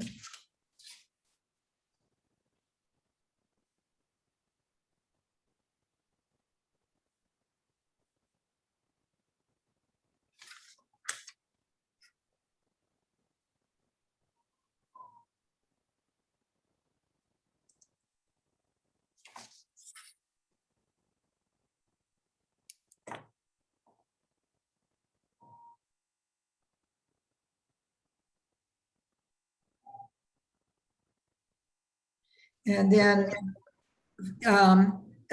we'll put 5 staff members. It's 5. For the, need 5 more staff members.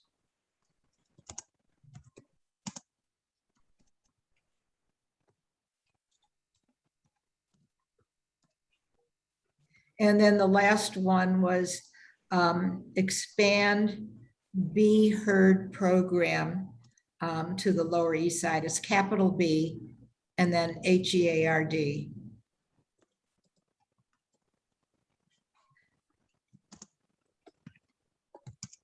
Program to Community Board 3. I'm sorry, to Community Board 3.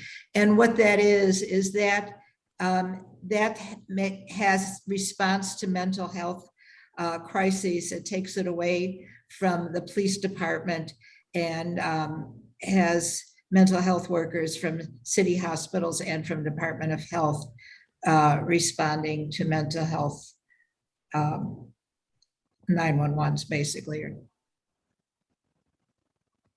So I think that right now they only have a pilot in Harlem or East Harlem. Yeah. Yes, right now. In East Harlem, right.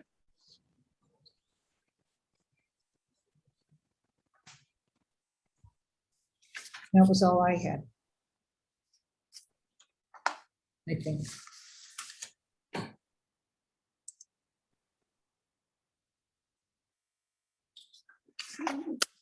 And then the capital that Tati was referring to are below that.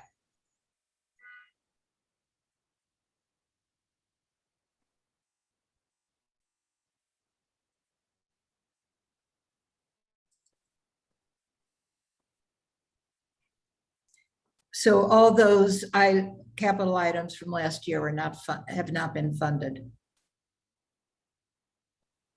The ones that you mentioned, right? Yeah, PS 63. yeah. I'm trying to remember what I sent. PS 42 we have to take off, right? That one actually was a mistake last year because it was funded even before we voted on it last year.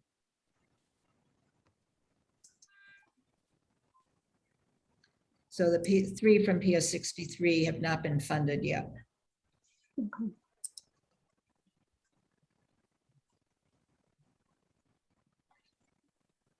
And the last one I don't know about. Do you remember what our response was on that, May? Oh, which one? The last one for PS 315. Well, I can look it up now. I don't recall. Yeah. So I'll go look it up while you guys continue talking. It's on our website, right? You No, know it's what? not. Actually, I don't think it is. I think it came off and never, it shouldn't have, but did. Let me check. Okay, so there's a question of PS, what happens if PS? Yeah, I actually think that one should be taken off because I remember we just need to leave the 3 for PS 63 on. Okay.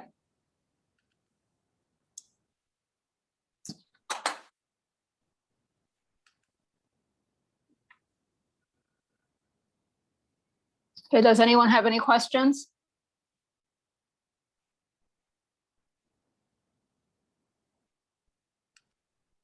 Oh, it is on here. Do we have PS 42 on that?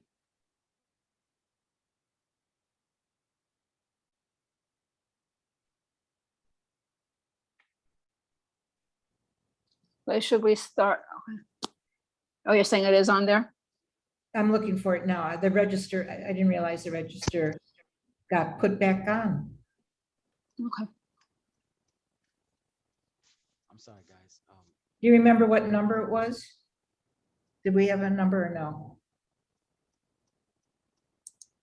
I don't recall. Never mind. I'm in that section. Okay. Yeah, it's another section. Well, we can figure it out later. Um, And we usually preserve their order anyway, so, but we don't change the order that they gave us because they went through a process Okay, for their so- order. So this is what it says. This request includes more than one proposal. Funding for part is recommended. So that was last year, but we don't know. It was, in other words, it was sort of an improper request because it put too many things together. So I would actually just leave it off because we have no good information on that. Okay.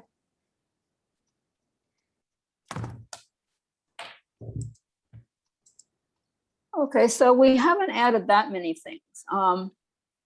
I thought it would be a little bit more complicated, but we did add a few.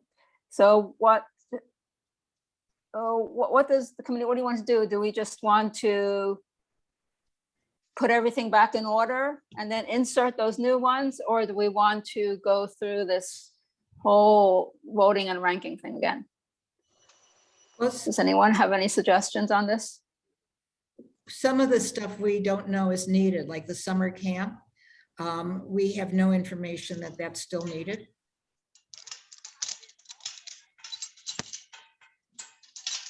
The funding for social workers in schools, I don't think, they hired a lot, so I don't think that would be needed.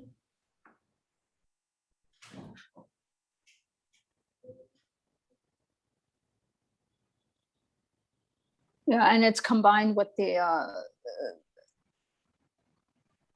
Ricky dropped a little message in the chat. Mental health services split funded between DOE and DOH-MH. For what? Ricky, do you want to expand on that? Okay, School-based mental health services. okay, That was what David Garza was trying to reconcile. okay. So we'll just add we'll add both agencies. Does that mean, Ricky, does that mean we have to make it 2 different requests? Sorry, yes, yeah, it's not an even, like, it's not a 50-50 split. It can come from either agency. Yeah, so you would want to advocate on both ends. So we should have to have that one twice then. We have to have Yeah. one for DOE and one for DOH. And then the DOH is the community-based mental health providers, right? I mean, school-based mental health providers, but they come from CBOs. Yeah, but They're not hired directly by the school. So he said there was a need to make sure that's like properly funded. So it is two different things, two different agencies. yes.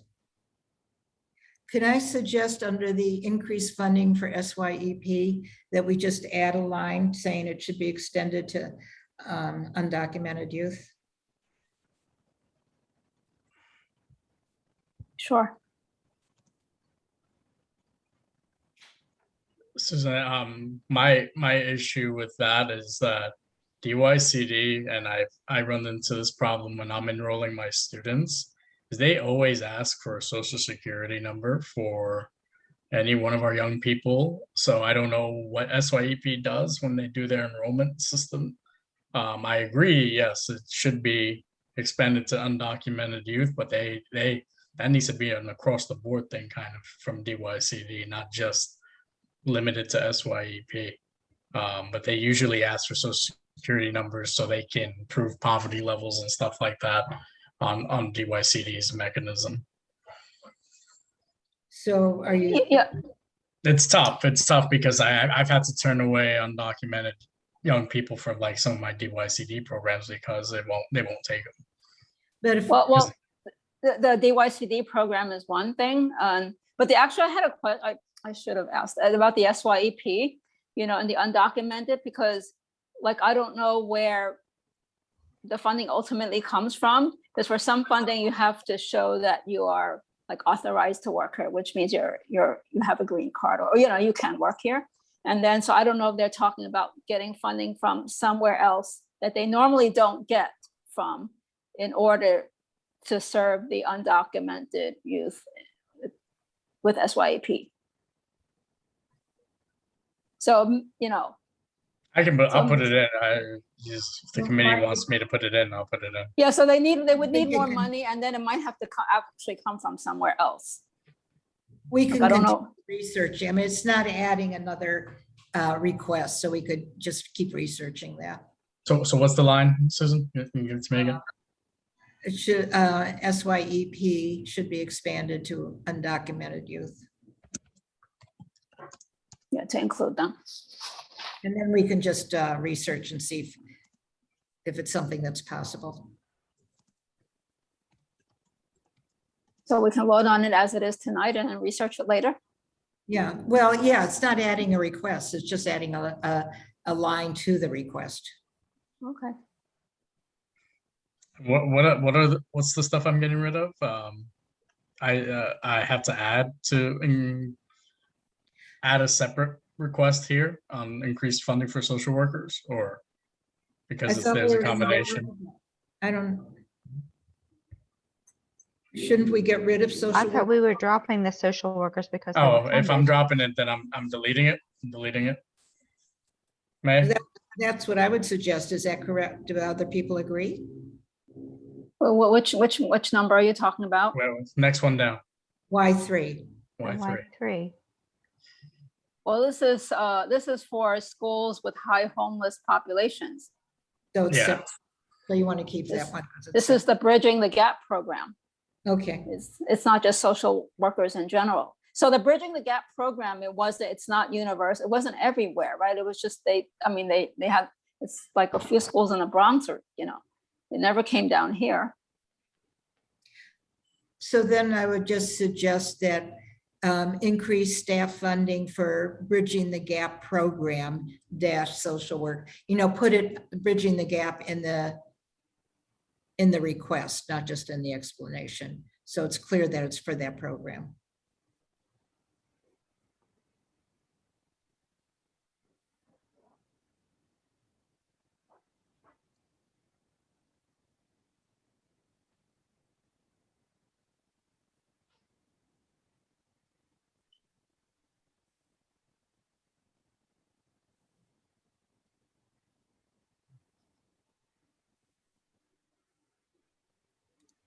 when we get rid of staff and just go with increased funding for the Bridging the Gap program? Bridging the Gap program, or keep the word staff in there? I would keep the, you want social workers and guidance counselors. Increase that. Okay, that's fine. Okay. What about the school nurses? Should that stay in or no? I would say yes, considering the times we are in. Now that we're back on site, I would say What's under that? What's under that? Beacon. Yeah, Beacon programs, Cornerstone programs, then the summer camp programs. Okay, the summer camp, I would suggest that we get rid of.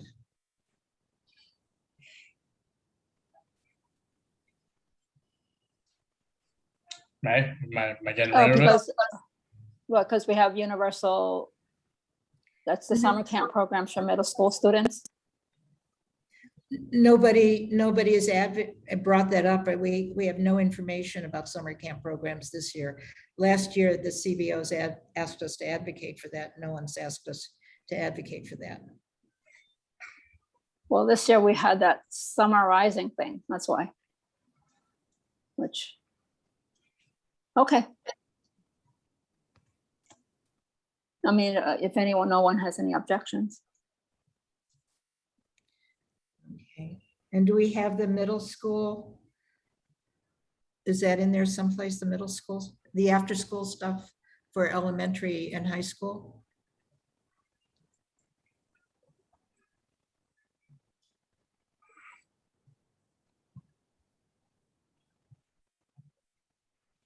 Yes. Yeah, it's at 1. Okay. So the community-based expansion, we need that twice, once for each, one for DOE, one for DOH. The community-based expansion of what? The one that mental health by CBOs, that has to be in there twice. That's the one Ricky said we have to request one line from DOH and one from DOE. Yeah, also what David Garza was, Ricky, correct me if I'm wrong, what David Garza was saying is that he felt there was a, because he's from a CBO, he felt that the CBO component of it was really important because they do kind of work with the kids, not just during the school time, but it had to be funded. Otherwise they were, well funded so that they could, hire and pay staff for it. So I don't think he was implying, so therefore we shouldn't fund school nurses, school social workers. But in addition to that, we needed the community-based thing, which came from DOH. Is that correct, Ricky? Yeah. I know historically, just recruitment of school nurses and social work, school nurses and other staff through DOH-MH has always been challenging because of the pay issues. If I was a nurse or social worker or a school-based mental health counselor, I could easily make it more money at a different agency that was paying more, or an outside clinical network versus through DOH-MH or something like that. Yeah. Okay. Okay, and we have that Be Heard program that's down under homelessness. Okay. That's really a mental health thing. It's not a homelessness program, right? It was a response to different issues. It really should go under mental health. I think there are a lot of, they deal with a lot of homeless people, but it's not exclusively a homeless people issue. Right. So it could just go under, well, we don't have a separate program. It's, it's a health issue. Well, we're asking for that pilot program to come down here. Right? Yeah.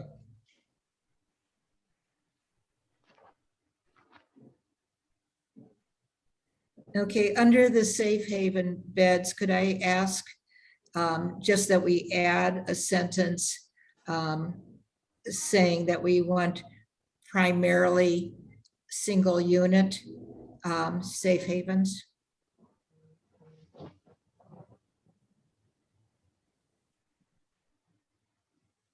Does that sound right to everybody?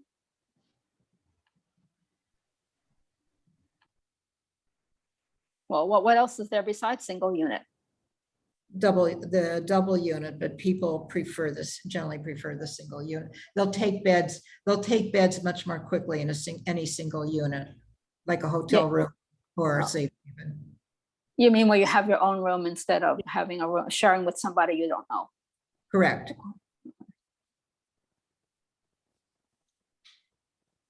Okay.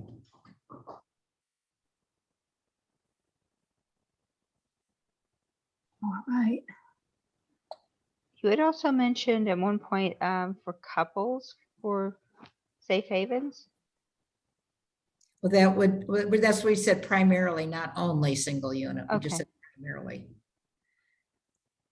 And also sometimes they just don't want, people they think shouldn't be alone. So they'll send them to a double unit.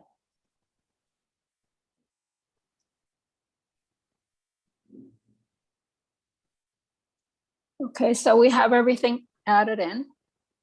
And now we are going to, David, could you walk us through this? How we're going to vote and rank? Would it be possible for you to do that? Sure. It's going to be harder online, I think. How many categories are there? Maybe we've got seniors and schools. Three categories. Three categories. Three? Homelessness, seniors, and schools youth. Okay. And so are these ranked within each of the categories or not yet? Let me say, do you guys remember, maybe you never did this because you're not a geek, but when you need to alphabetize your books or your record albums or something, you'd put a chunk in here and there, and you'd have three sort of small piles, and then you'd alphabetize the small piles, and then you'd go through and you'd look at the top three, which is the first, and you'd put it over there, and you're always looking at three that way when you're making the final alphabetization. Okay, so so it's not quite, each category is not quite reordered, says we just added things, but we added it just to the end each time. So it's, okay. So the new stuff is not ranked in. So how much do we have in youth? 1, 2, 3, 4, 5, 6. Okay, this is quite large. 7, 8. Great. And homeless? Okay. Well, we could deal with homeless and the other one, the one at the top, just by looking at the three, right? And so someone can advocate for making one number one. Like, look at the three homeless ones. If anyone wants to speak up for H1 to be the top homeless category, speak to that. And then, okay, you're not in the, right. And can you go back? And then to if the someone wants homeless? to speak for making H2 the top of those three, and then H3, and then we'll just vote on which we feel is the top one of those three. I would advocate for keeping Okay, so, them as they are. so is there anyone who thinks that H2 or H3 ought to go above H1?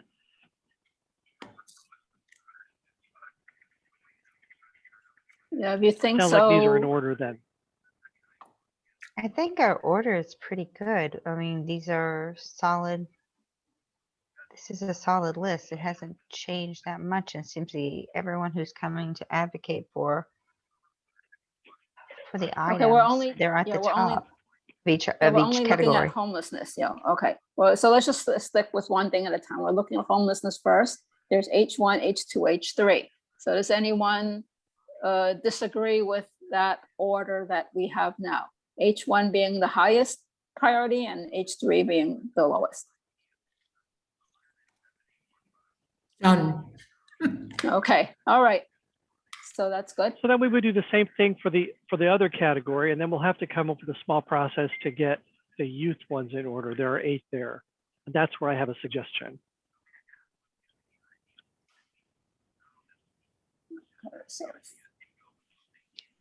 Okay, we're seniors, there are only 3. I would The advocate. first 2 were from before, and they were exactly the same as before. And the new one is home delivered meals. I would advocate for moving home delivered meals up 1.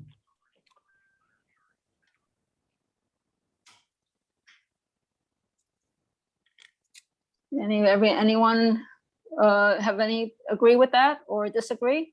Especially those of you who serve seniors. Carmen, Eric.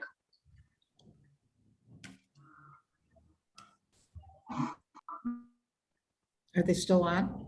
Yeah, Carmen is, and Eric is. Yeah, I see people here, but I think people may have drifted away. Oh, Carmen. No. Because I'm looking at it here. What are we saying? To put the first two together? No, Or there's is three it the separate. first and the third together? No, nothing is put together. Because the first one is saying, you know, funding for senior meals at the senior centers, and then you have the NORC on its own, and then of course the home delivered meals situation. We want to keep them all separate. Okay, but the home delivered meals though, that's more of a bigger issue because of the current situation with the pandemic. Okay, And so more seniors have had that. So as a Susan is priority. suggesting that it be moved up one, that it become, that it's there are three, right? So that the first Right, no, one I is the understand. kitchen, the second one is home delivered meals, and the third one is NORC. you agreeing it should be move up one? What, Wait,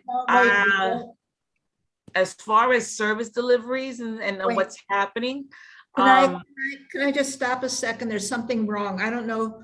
Larissa, are you dealing with the recording? Is Larissa on? Yes. It says that you want to stop recording. Can you hit No, cancel? the recording is still going. It's okay. I just hit cancel. Yes, Oh, yes. Susan, you yeah, hit the so- button by mistake.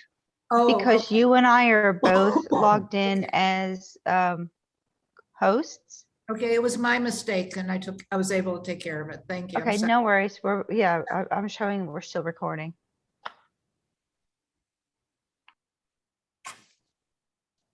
All right, Carmen, do you understand or well, I'm what are you just saying? trying to look at it from a programmatic point of view. Because, you know, funding for, I mean, see, as far as meals for seniors, that's something that, you know, will not go away. They'll always do that. But with the NORC program being that it's fairly new, and it's expanding constantly, I would definitely, you know, speaking from my vantage point, to put that first, followed by the meals program separately.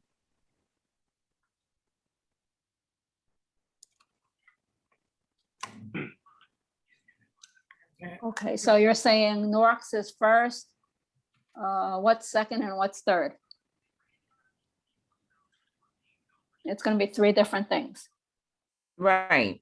So the kitchen, the senior meals and kitchen staff is second, and then home delivered meals last? Well, that would make sense only because most of the meals are cooked in the kitchens. Oh, okay. If I could, I'm going to disagree because I'm just going to suggest this. The funding for the senior meals in both the senior centers and the home delivered are currently terribly underfunded. They're by a couple of dollars, as David explained, a couple of dollars per meal. The NORCs are not that underfunded right now. And then the meals are very underfunded. I mean, like, you know, Dave was just talking, they have to do private funding to keep that up. It's not a question of what's more important or anything. Oh, no. I wasn't saying that either. Yeah, and I just wanted to say I agree with you on that. They're all extremely important. It just seems that the two meals situations are right now more drastically underfunded. I agree with Susan, moving NORC to the third one and moving home delivery meals up one. Yeah, I also agree. It's Tati.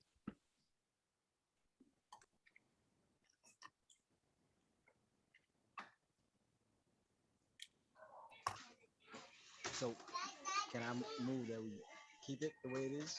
1, 2, and 3? As it is right now, yes. All right, I second it. Okay. All right, so we'll leave that as it is. I I don't see suggest that any, we stick them in that order, in presentation order too, as well as with that number. It'll be easier for later when we have to collate the 3 different lists. Yes. I'm trying to do that much work, Dave. All right. This doc is not exactly my friend. So let me. I could also do that back in the office when I do that. As long as you send them to me correctly, I can Well, read. the problem is that in a minute, we're gonna have to remember that Oh, S2 I is got positioned below S3 when we're trying to collate it against the schools and against the Well, homeless. there seems to be a pre-rank from last year on these, it's like 1, 5, 2, stuff like that. I don't know if that makes any sense, but no, yeah, just leave it alone. Don't worry. We'll erase it later.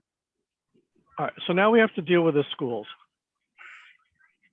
There were, I think, 8 under schools youth, and we have to have a way to deal with the fewer than 8 of them. We can't get them all on the screen, I'm afraid.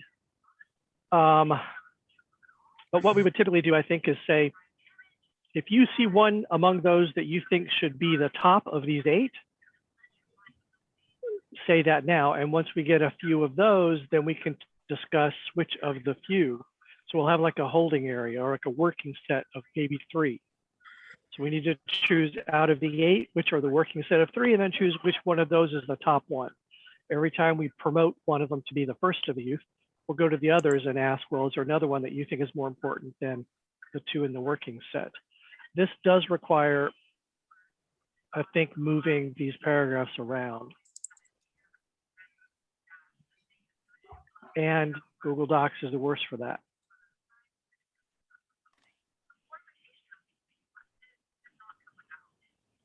Now, Google Sheets is not the worst. Google Sheets is going to be pretty good for that, because you can grab the edge of a row and just press, drag, release, and it will reorder. forgive me, I'm about to stop my share really quick. I'm gonna try something now. Give me 1 second. All right. But once we can try to get the 8 on the screen, then people should look at them and say, you know what, I think Y1 should be the top of the youth. And someone else might say, well, I think actually Y7, which maybe we had just added, Y7 is that important. And then we've got 2 that we're looking at in a working set. Once people have nominated what they think is now should be the top, we'll discuss and vote on one of them. I say vote, you know, typically sort of come to consensus, but.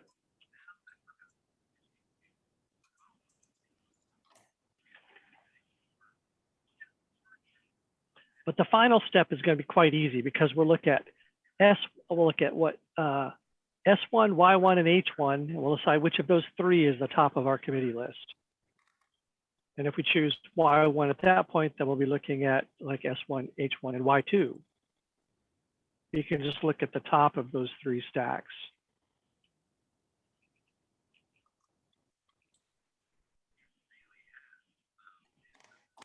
I still have to move up and down, but it's a little bit easier now. Yeah, okay. Good.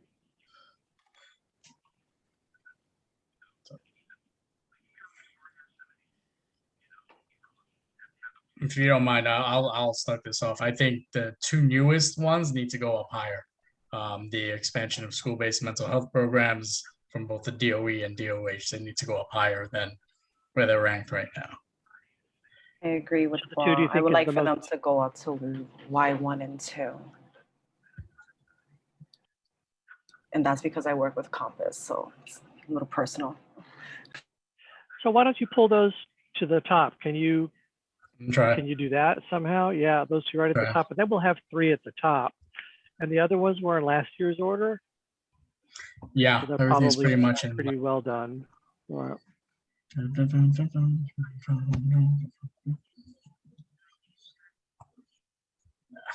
This might be much easier than I was afraid.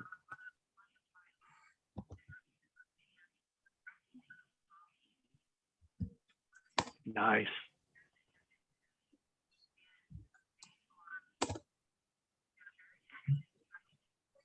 So is there So anything from Y1 through, okay,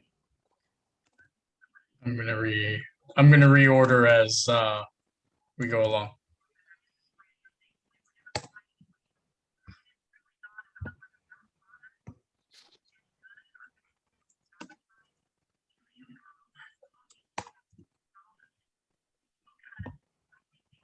at the bottom, yeah.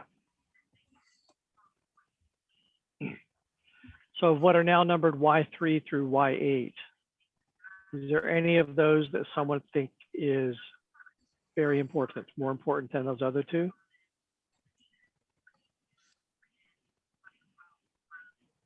I think we can go with Y5 over Y4, just because SYEP is better now. But I'm actually asking I'm not talking about that much ordering yet. Which is which of these are more important than Y3? Are there anything here that's more important than increasing the funding to expand access to after-school program for elementary and high school? No, I'm okay with 1, 2, and 3. I'm asking if someone thinks there is something that is more important. It'd be better than hearing people saying no. If there's no one who says there is something more important, then yeah. so let's look back at the top 3 then. Y1, 2, and 3. Is there someone who thinks that Y3 is more important than the other 2 mental health programs?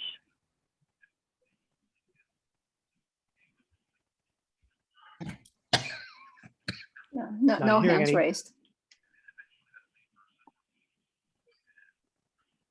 So, well, you can take it from here, May. I think it's probably in pretty good shape. I don't think we have to do a big, long process, maybe. Okay. All right. Okay. So, oh, well, here, let's go down. The people were saying about the lower numbered ones. So that now is then probably when you want to. Yeah. So say among Y4 through Y8, are there differences in orderings among those 5? Because I think Laura was saying that one of them is. Yes, I would like to move Beacon up and SYEP down. I don't think SYEP should be 4. Their funding was pretty good and they're getting some more coming their way. I would like the Beacon up more. School nurses can go to 7. I'm jumping.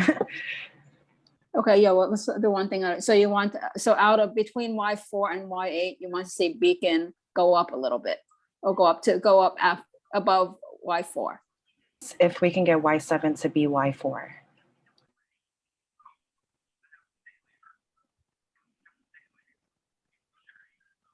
Anyone else have any objections to that? I don't see any hands raised.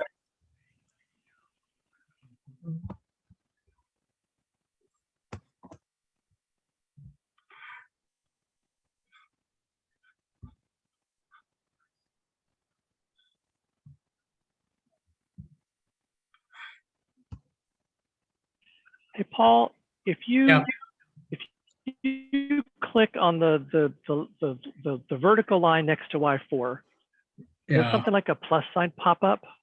Right, not this Oh, guy. there's a plus. There, yeah, right there, right in the corner between Y3 and Y4. A little further down, right there. Okay. Just a little to the left, a little to the left, not down, a little to the left. I see it. Click that plus sign. Good. It opens up a new row in the table. I and learned now something you can, new. that's what we've been missing. Thank you, David. David, I remember thank you. seeing something like that in a different program, and I was like, oh, I bet it's one of those. Oh, shit. Okay, just leave it there. It's fine. We'll fix it later. No. Crap.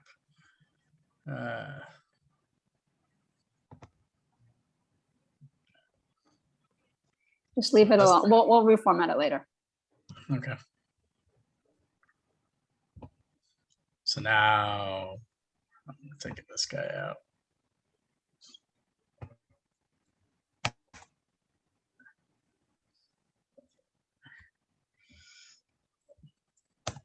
Okay, so now we're left with Y5, 6, 7, and 8. Okay, it's a smaller number. It's only 4 of them. I'm for leaving everything as it's at this point. That's a good idea. I second. Okay. Agreed. Okay, so a second, we don't have any other hands raised, so we'll leave everything as it is. Okay, so now the youth have been, so everything has been ordered. Now, We have have to 3 collate separate everything, lists. right? Right, Yeah. right.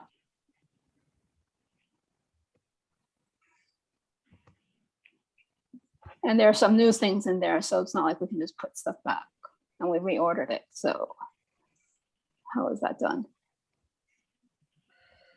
Right. Well, so now I would say that we looked at a holding area of Y1, H1, S1. We look at those 3 and say which of those 3 is the most important. This is actually going to have a little more debate and so forth, because now, you know, you're debating different populations and it's not as easy to go which is which. But so I don't know if we can do that, Paul, where you would have a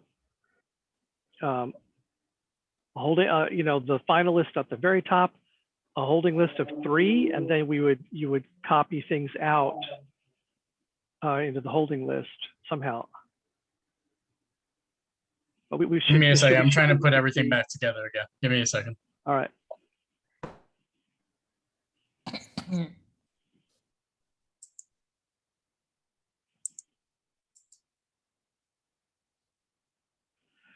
But when we're doing that, we only have to consider Y1 among the student and homeless, because we already know Y1 is more important than Y2 and all the rest of the Ys. So we, you know, if we end up decided, well, actually, Y2 is more important than H1, but H1 is more important than Y1, then we made a mistake when we ordered Y1 and Y2.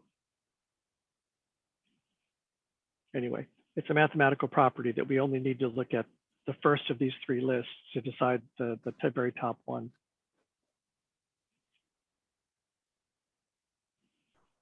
And in person, it's not that difficult to do this. Well, it's not. Because we can use a, you know, whiteboard or something. It's like deciding which kid you're going to pay for college. Ouch. Oh.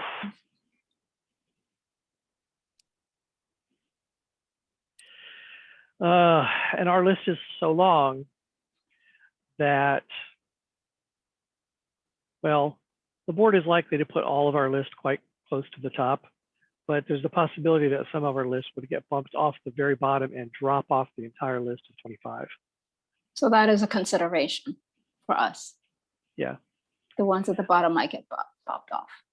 Another consideration is that, you know, as we see the agencies responding to these and whatnot, not that many get paid close attention to. It sort of seems that if you put something as among your top 3, 5 overall, that those have some sway. Maybe kinda. But if it's at position 20 through 25, those are essentially ignored. I think that's more true for some agencies than others. Okay. I remember DOT telling us that in the past. Okay.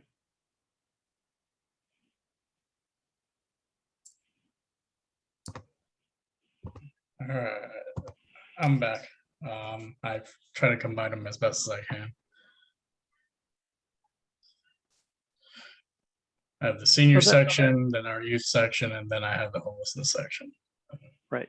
So is it possible to create a table of 3 slots above this, and we'll copy S1, Y1, H1 so we can see them all together?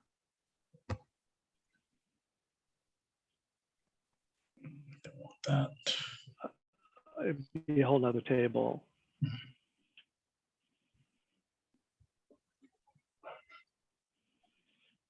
You can tell it's 9 o'clock. I'm sorry.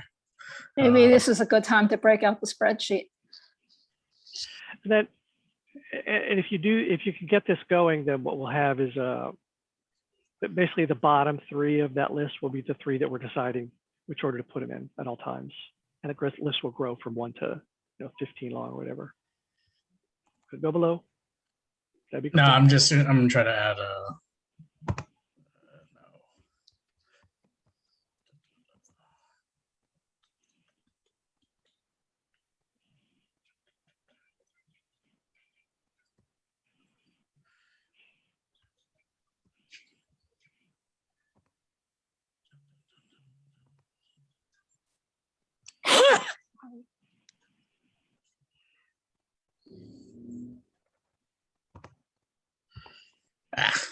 I don't know why I did 5. Yeah.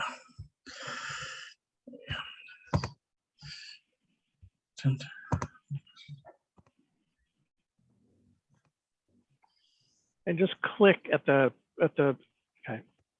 Well, you want to do 3 rows? 3 rows, right? To get started, we can always click plus to get another one. Yep. Okay. So we're doing Y1, well, S1, Y1, H1. Mm-hmm.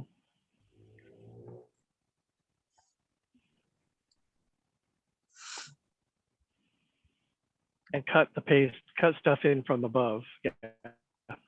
Paragraph.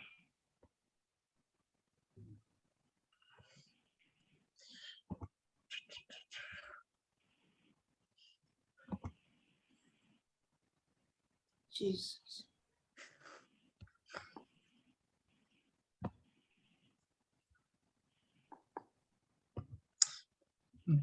No.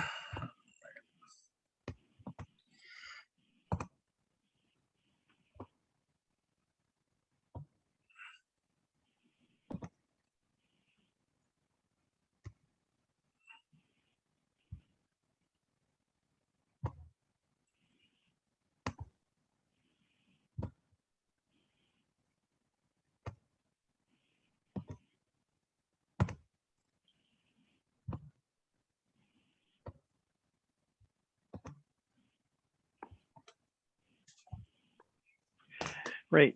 Now, if you just, slide the center divider over, now people would discuss which of these 3 is the most important. And then we'll reorder them. I think drop the mouse a bit, you can resize it. Yep.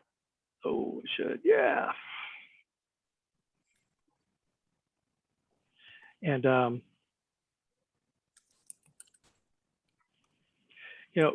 really, May, you can just ask for show of hands or on S1, Y1, H1 if you think that's a fast way to take a vote. Or if you want to have a little discussion and maybe there's consensus.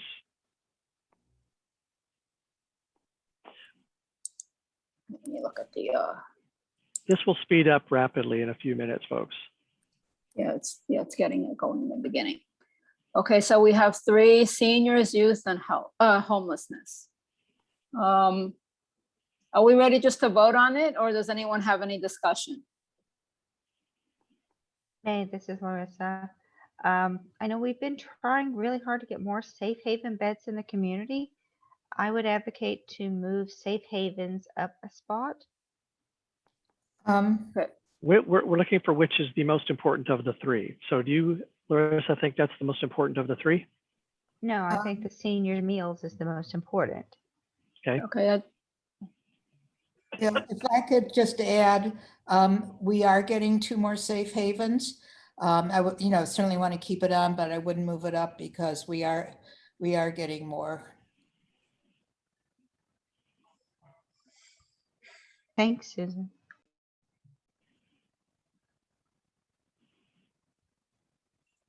All right. So okay. So let's see what happens if we vote.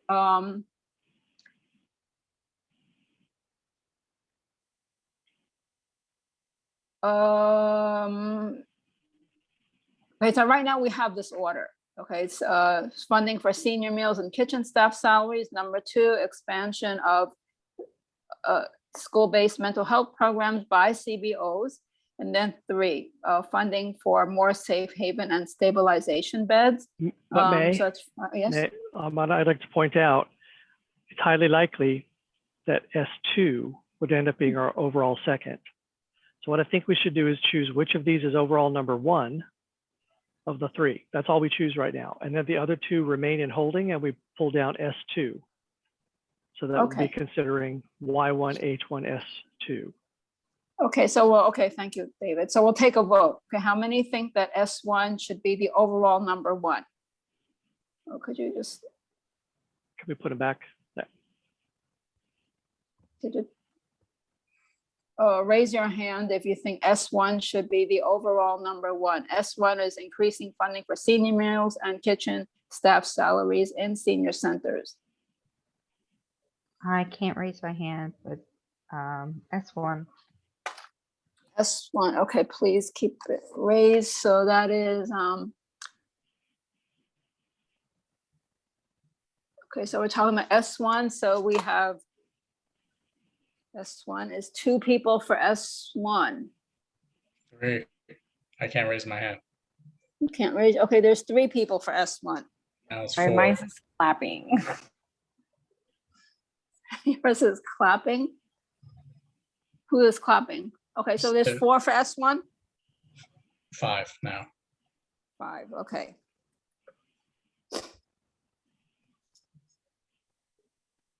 Are we done voting? Okay, so the next one is Y1. How many people think Y1 should be the overall on top? Wait, May we should bring up, if we're keeping S1 as the number 1, we need to bring something else up into the 3 and then vote on No, it. we're Correct, voting for David? We which haven't one? decided that yet. Oh, sorry. Okay, we only Jumping have the 5 gun. people who said S1 should. I think May, you went on mute. People who already voted need to lower their hand at this point.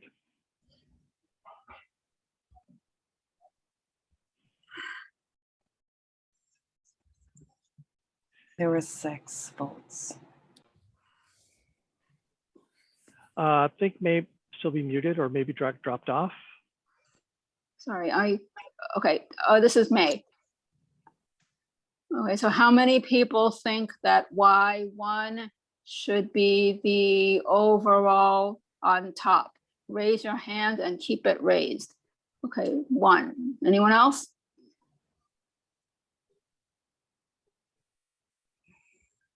That's it, I want 1. Okay, we have 1 person for Y1. Okay, put your hand down. Thank you. Okay, now the last one, H1. How many people think that H1 should be the overall on top?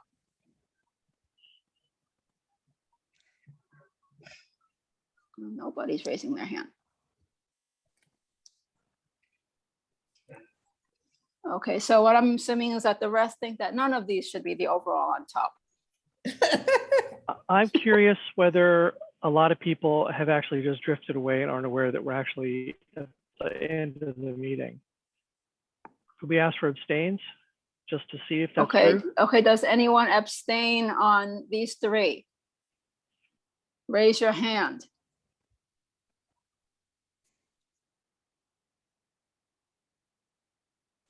Maybe you should do a roll call vote. It would be helpful if we knew how many People away. people were truly participating and interested, because then we could cut short the votes. So One, yes, two, let's do a roll call vote just to get people's attention. Okay, I mean, I think there are a number of people who purportedly are on the meeting but are not participating. It looks like you have 9 members. okay, so.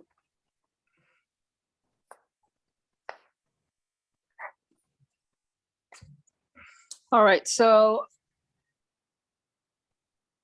Okay, so in terms of abstaining, Eric Diaz. Okay, well, should I do this over again and just do the roll call? Do you want me, should I do that, everybody? Yeah, okay, so who think, okay, how many people think that S1 should be on top? I need a list. I'm sorry. You have 1, 2, 3, 4, 5. You have 5 people. 5 people. Okay, we have Oh, 5 May, people. did you count me? I No, can't raise my six. hand because I'm Six host. with Larissa. With Larissa, it's 5. Okay. With Larissa, it's 7. Paul and Larissa cannot raise their hand. There's 7. 5 raising hand and 2 raising their real hand. Okay, so you have 7 Okay. out of 9. Okay, how many people think Y1 should be on? Everyone put their hand That's- down. I think that's a majority. Okay, We don't need to record, this isn't a final vote. We don't need to record every vote. okay. That's 7 out of So 9. Paul, Yeah, if you can set the background color, I don't know, on the S1, then we'll know that that one's not in the running anymore.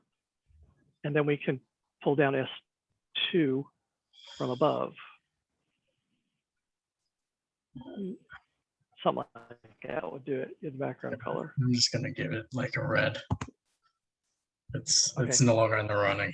Red is a Yeah, and then do the little plus trick at the bottom to make a new entry, or perhaps right there, but somewhere make a plus, and then we'll copy down S2. So now people probably can see how this is going to work.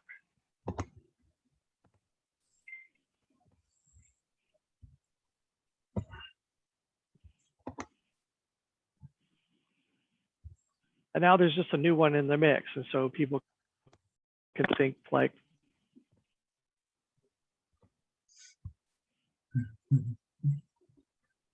So what are we deciding next?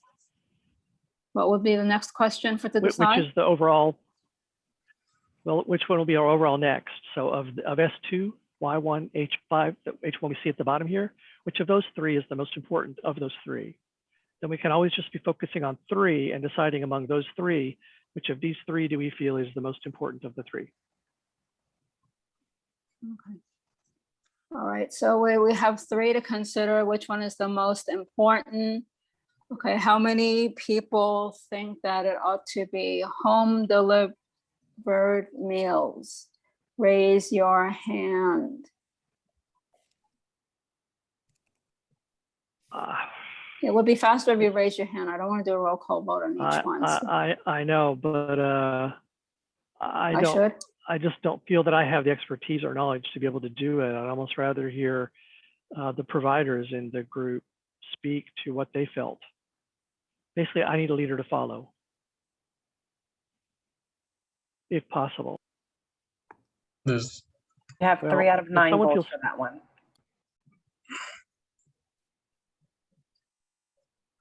Well, you can abstain then, unless. I think we have 3 out of 9 for home delivered meals. Yes. Did you get me on that vote? Larissa? Yes, Larissa. Okay, thank you so much. And Carmen, please put your hand down.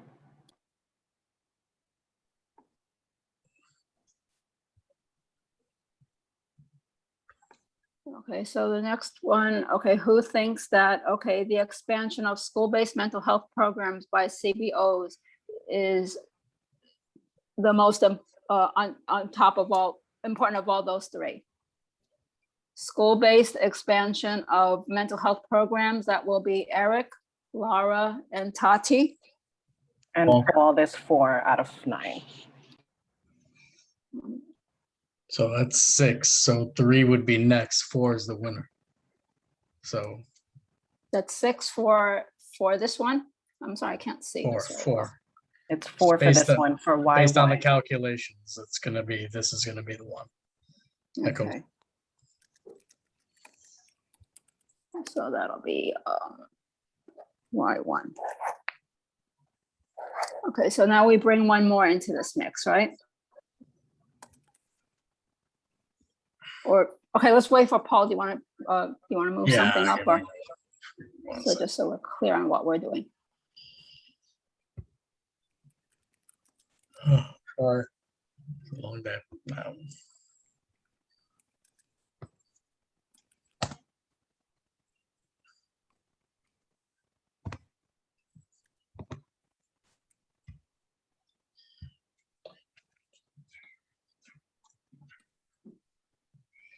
Ouch. I would probably open one above. You want me to go one above? I would have opened up one above that and pasted the one that just got promoted there. I see what you mean. Yeah, then you could do like a cut and a paste, and then you can go back up and find Y2. Okay. It just is a little less risky.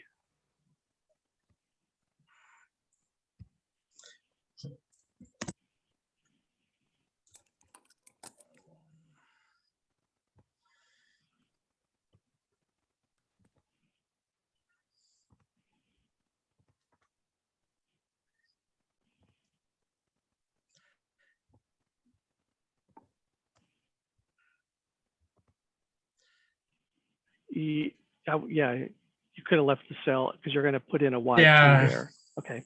It's just my brain's not working this morning, afternoon, evening. Sorry. Okay, so what's the next one we bring up to consider? Y2, since we just promoted Y1. Yeah.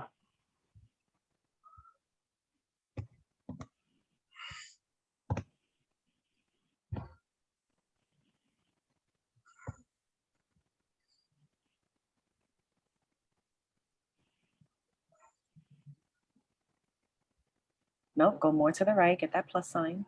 Yeah, I'm More to the trying. right, more to the right, hangs more to the right. outside of it. It's outside of the thing, not on the inside. That's on the outside. A little more. What? My laptop sucks. Okay. Now it doesn't want to play ball. Are you sure it wasn't inside? I could have sworn it was like inside before. Yeah, it seems it was right at the corner, or yeah. Maybe try the other side of the whole table. The Very corner right. where explanation and home. I feel like that's where you grabbed it after me before. If I can around here. Yeah, it was like underneath E and the H and explanation and home deliveries. That little corner that's right there. There was no plus there. Ah, crap. This is going so well. Select the table first. Can you click? Okay, now. That's it. It totally makes sense, right? All right. What am I? I'm bringing down. The next one is the same thing. Y2.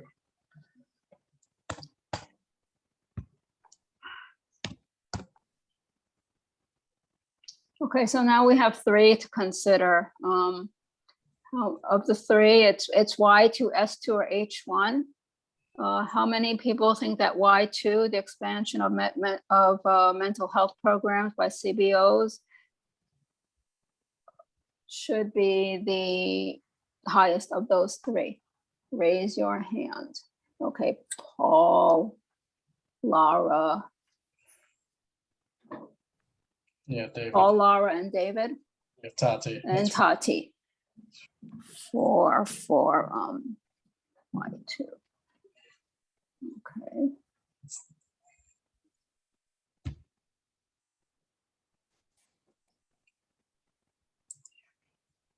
Just no one's advocating for things. I'm making up my own reasons.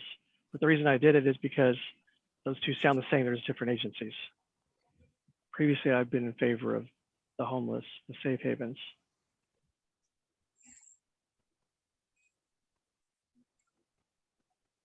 Okay, okay, that was only 4 people. Okay, how about home delivered meals? Who thinks that should be the highest of those 3? Raise your hands. Ricky, 1. No, and Anyone Larissa. else? Larissa. And Larissa, okay, 2, okay. Could I just say that it's not only delivering meals, but it's also, it allows for contact and checkup on homebound seniors.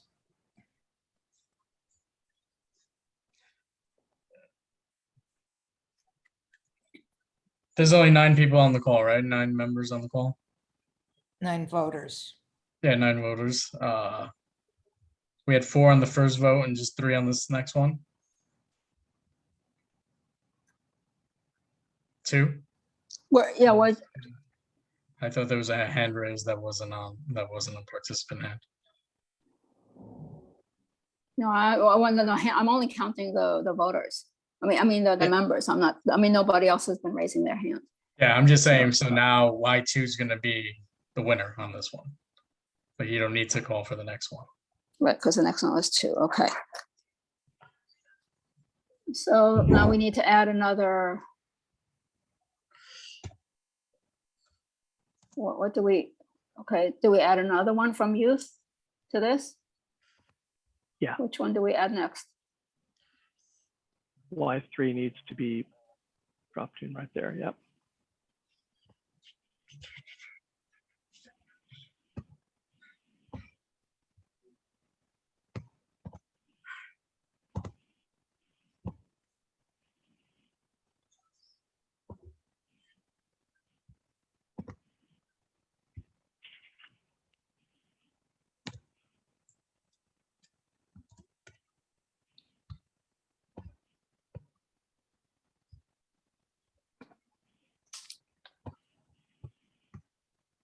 All right, so we have 3 to consider. Which one should be the most on top?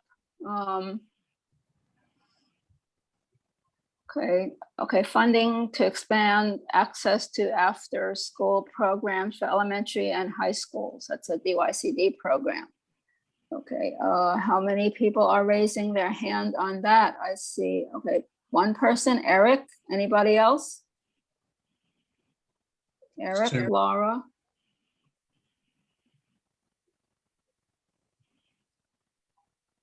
Eric, Laura, okay. Eric and Laura so far. How about you, David? How about you, Carmen? Ricky, Tati? Hands are down. I think Hands are down. Okay, we're good with, okay, that's 2 for that one. Okay, so what about home delivered meals of those 3? Tati, is your hand up from before? Nope, I just put it up for this one. Oh, okay. So that's also. It's 4. With Larissa and 4. That's gonna win. Okay. That's gonna win. Okay, so it's home delivered meals is the next one. That's it.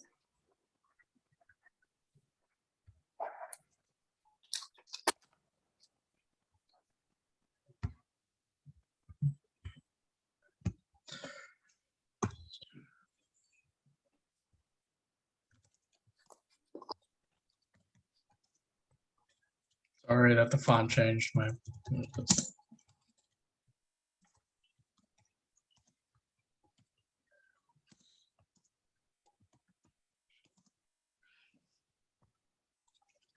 That's fine. As long as it's still there.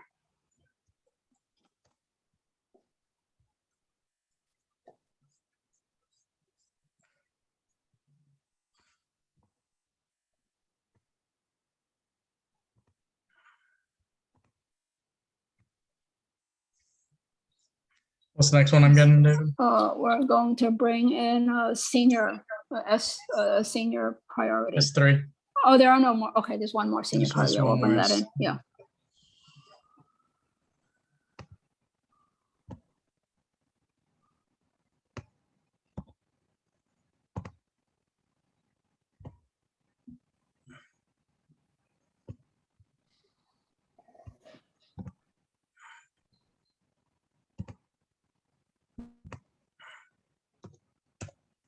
Okay, so the next 3 we're considering is the DYCD, the funding after school programs for elementary and high schools, NORCs, or funding for more safe havens.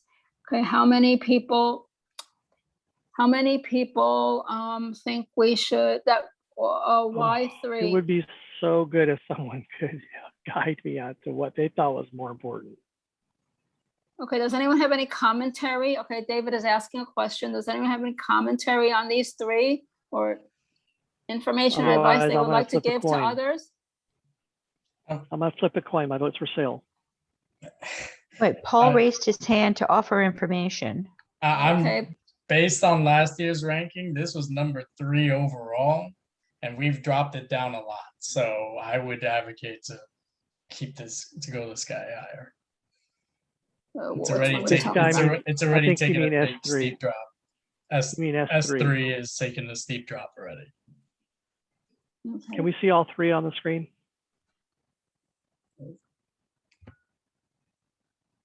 H1, S3, Y3. Sorry, it's the best they got. Just increase the funding, NORCs, and then increase funding for more safe haven beds. Was that good enough, David? You want, or someone else to say something?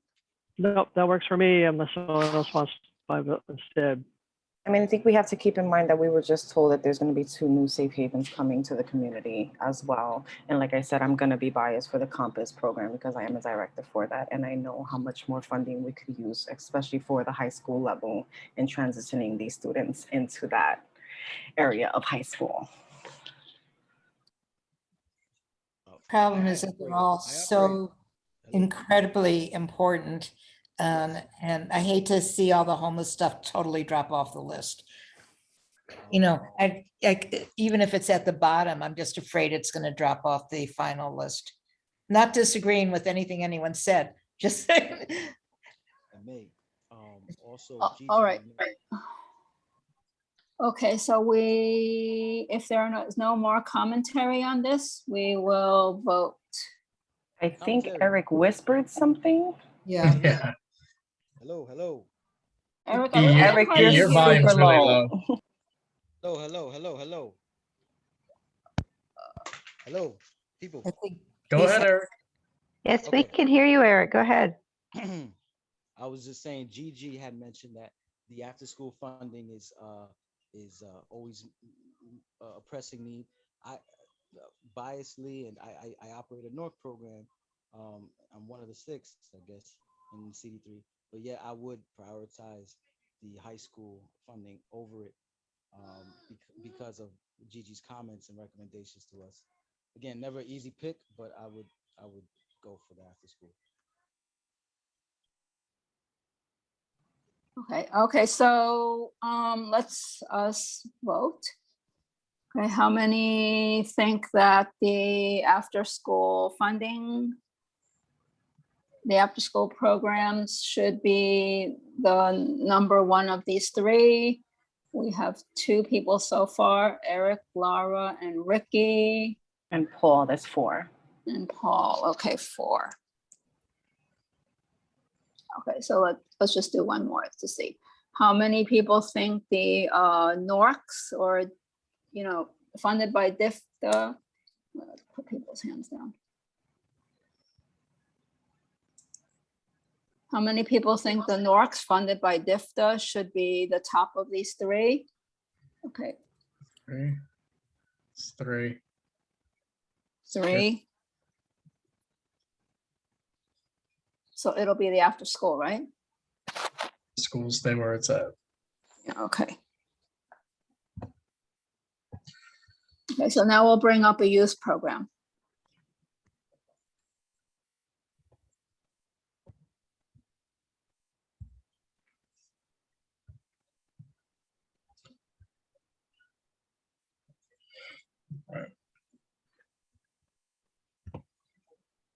What's the next one I'm bringing down? Y4. Y4. Yeah. Beacon.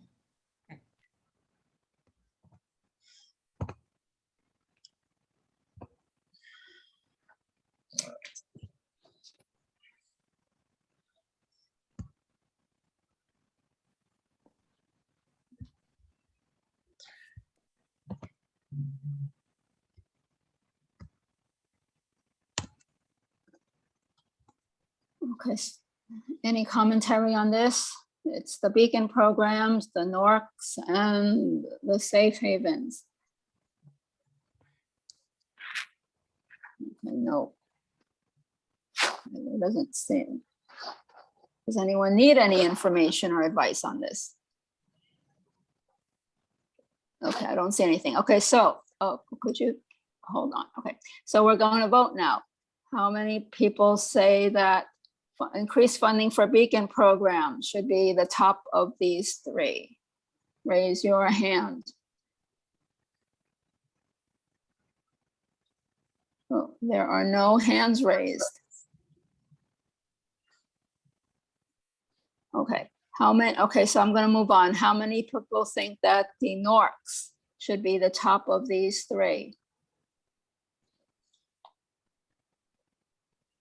That's two people, that's Laura and David, and Ricky.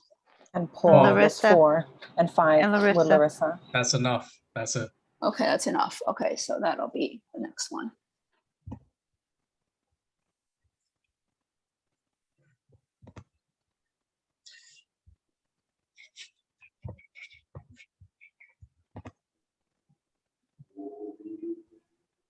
May, do you not vote?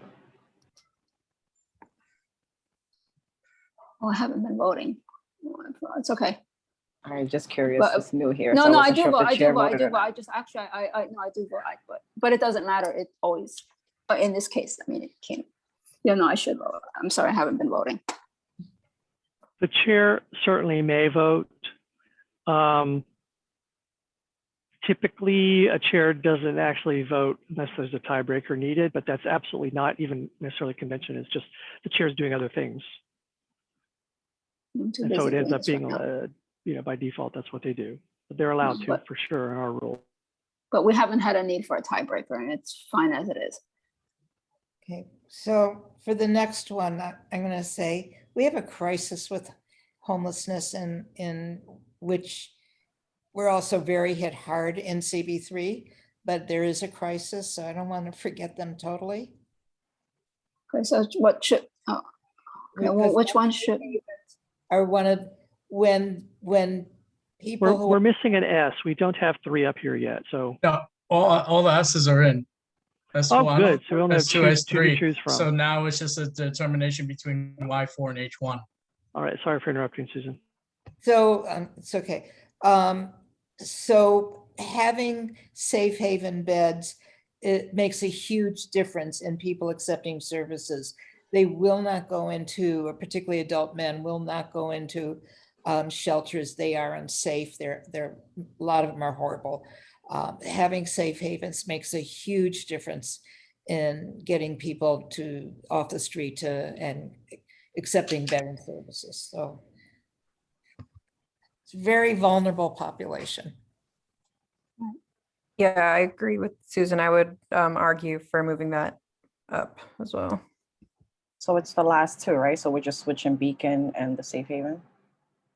But there are plenty more others. but we have these other So youth we just things we have need to add choose into. among, right, so let's choose among these 2. Let's keep going the same way we've done. All right, so there's two beacon programs and safe havens. Okay, how many people say it should be the beacon programs? Raise your hand.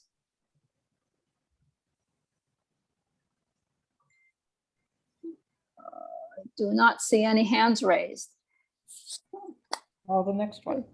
Okay, okay, so what about the safe havens? Raise your hand for safe havens. Oh, I'm gonna raise my hand too. That's enough. There we go. Okay, it's enough. Okay, so it's safe havens is next.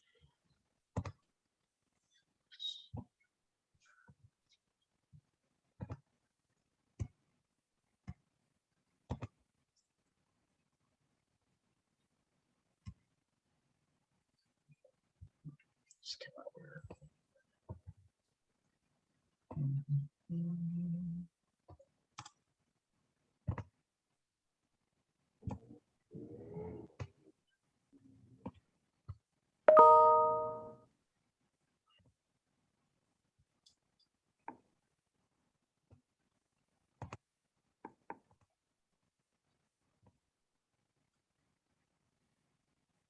Okay, so you've added that in, right? Tom, Paul, the safe haven. Okay, so the rest of them are all youth.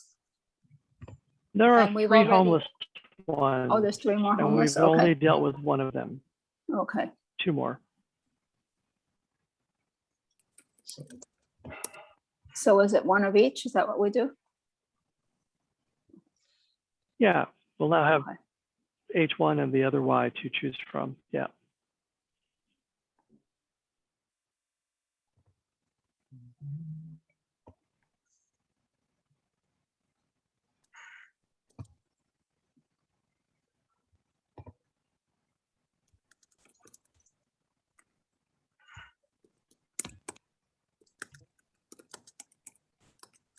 Okay, so we're choosing two, right? Between the funding for beacon programs and the funding for outreach workers. That's the homeless outreach work. They're outreach workers to the homeless. Right. Okay, so there's some, are these hands raised from before? Or do you have a question? Yeah, everybody's Eric? gotta put their hands down. Everybody should put their hands down, then go for your vote. Okay, is there any commentary on this? Does anyone have any question on these two? Well, I could tell you, the 5 staff members is a specific need I got directly from the director, of homeless outreach for our area. The ratio and for case management, they also have, do case management with people that are accepting services. Ratio has gone way up. Oh yeah, they have to have more people per. Yeah, they're yeah. per worker. In addition to it, some areas, even in CB3, such as SDR Park, have become so unsafe that they need to go in teams of 3 instead of 2, which really makes them shorthanded. Okay. All right, so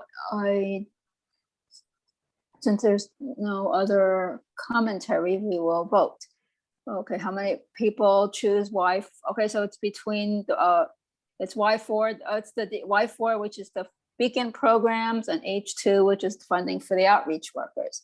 Okay, how many people choose the beacon programs, funding for beacon programs as the top of those two? Raise your hand. Okay, there's no hand raised. So One. how about one? Me. There. Oh, you? Okay. Hola. Okay, so just to check. Okay, how many people choose H2? Raise your hand.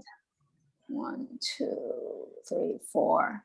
I'm going to choose H2, 5. Okay, so H2 goes on, goes after before Y4. And Larissa? Okay.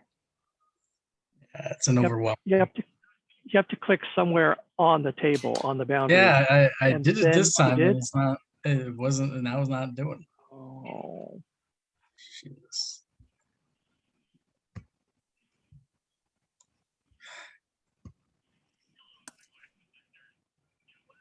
Come on, give me.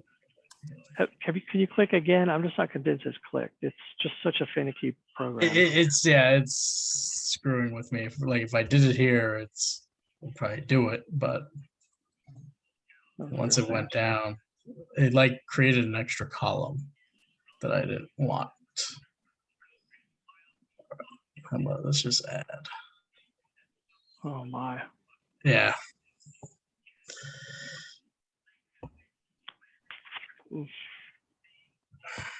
Start a new table. We're pretty close. Let's see.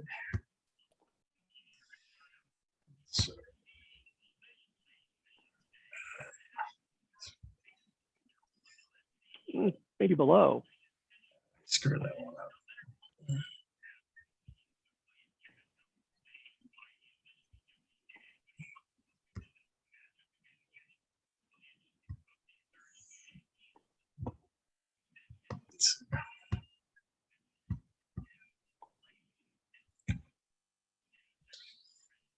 Sorry, guys. Apologize. For some reason, it's sure this that box that's killing me. Right. I think. This, Well, at this point, you can. I think you can double click or triple click on the text and select everything inside of the box. I'm going to encourage you to move Y4 below H2 instead of what you just did. Right. Just keep going below. So if you double click, okay, now Control X or Command X, depending on what kind of box you're on, it will do a cut and then a paste, a Control P, a Control V for voila. Yeah. And then anyway, get the H3 from above and just leave a dead space right there. Yeah. This is Y4. All right. Okay, so we're going to bring up another homeless priority, right? Yep.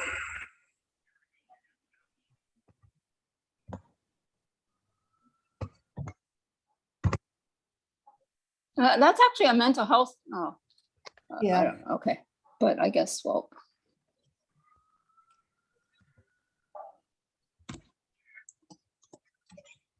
It's really a health priority, but anyway, it's okay. So the Be Heard program is a mental health program, a response program, you know, that includes not just the police, but, you know, like, I guess, you know, health agencies and healthcare and mental health providers. But it is not just, as Susan reminds everyone, it's not just exclusively for the homeless. It could be anyone. So okay, so it's between the, funding for the Beacon programs and expanding the Be Heard program to our community district. I would suggest you leave it as they're ordered there.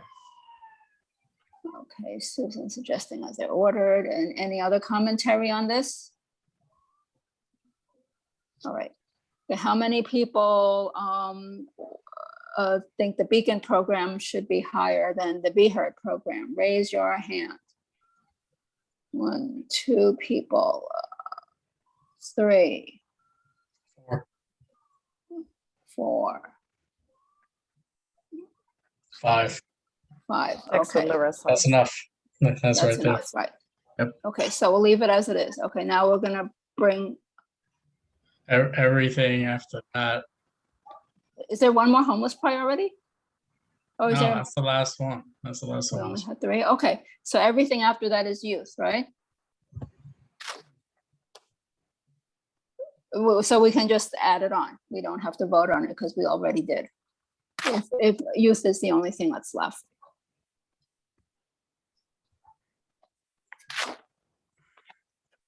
Dave, you're on mute. Well, I kind of did it backward. If you brought down Y5 through the end, we I can have to break decide. down. We can decide where H3 goes among those guys, right? It's getting so late.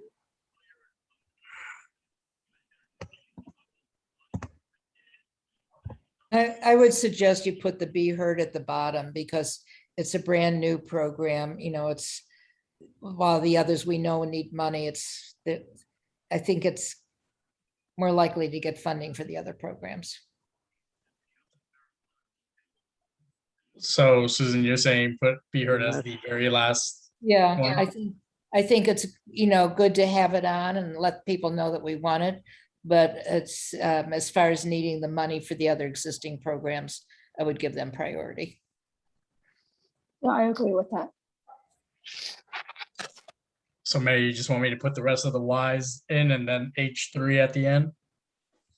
Yeah, you could ask if anyone objects to that proposal. Well, yeah, I agree with that, but what do other people think? Everyone agree with that, or is there any disagreement with that?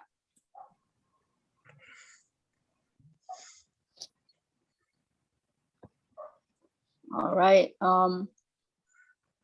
So since I'm not, oh, Tati raised her, Tati, oh, is that a thumbs up, Tati?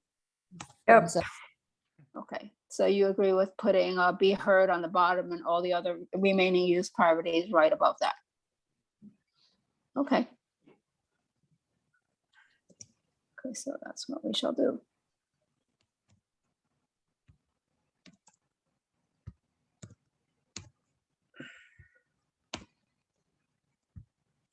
I'll fill in the rest later.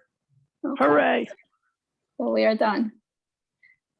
Yeah, it is a lot easier when it was in person, when we did this. So, but thank you for, you know, sitting through all this. And I think we're close to the end of our meeting. And we just have some reports and updates.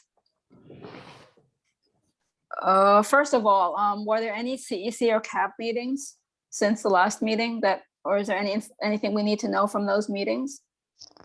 So Just the be very governor, brief. governor did meet, not a lot to report.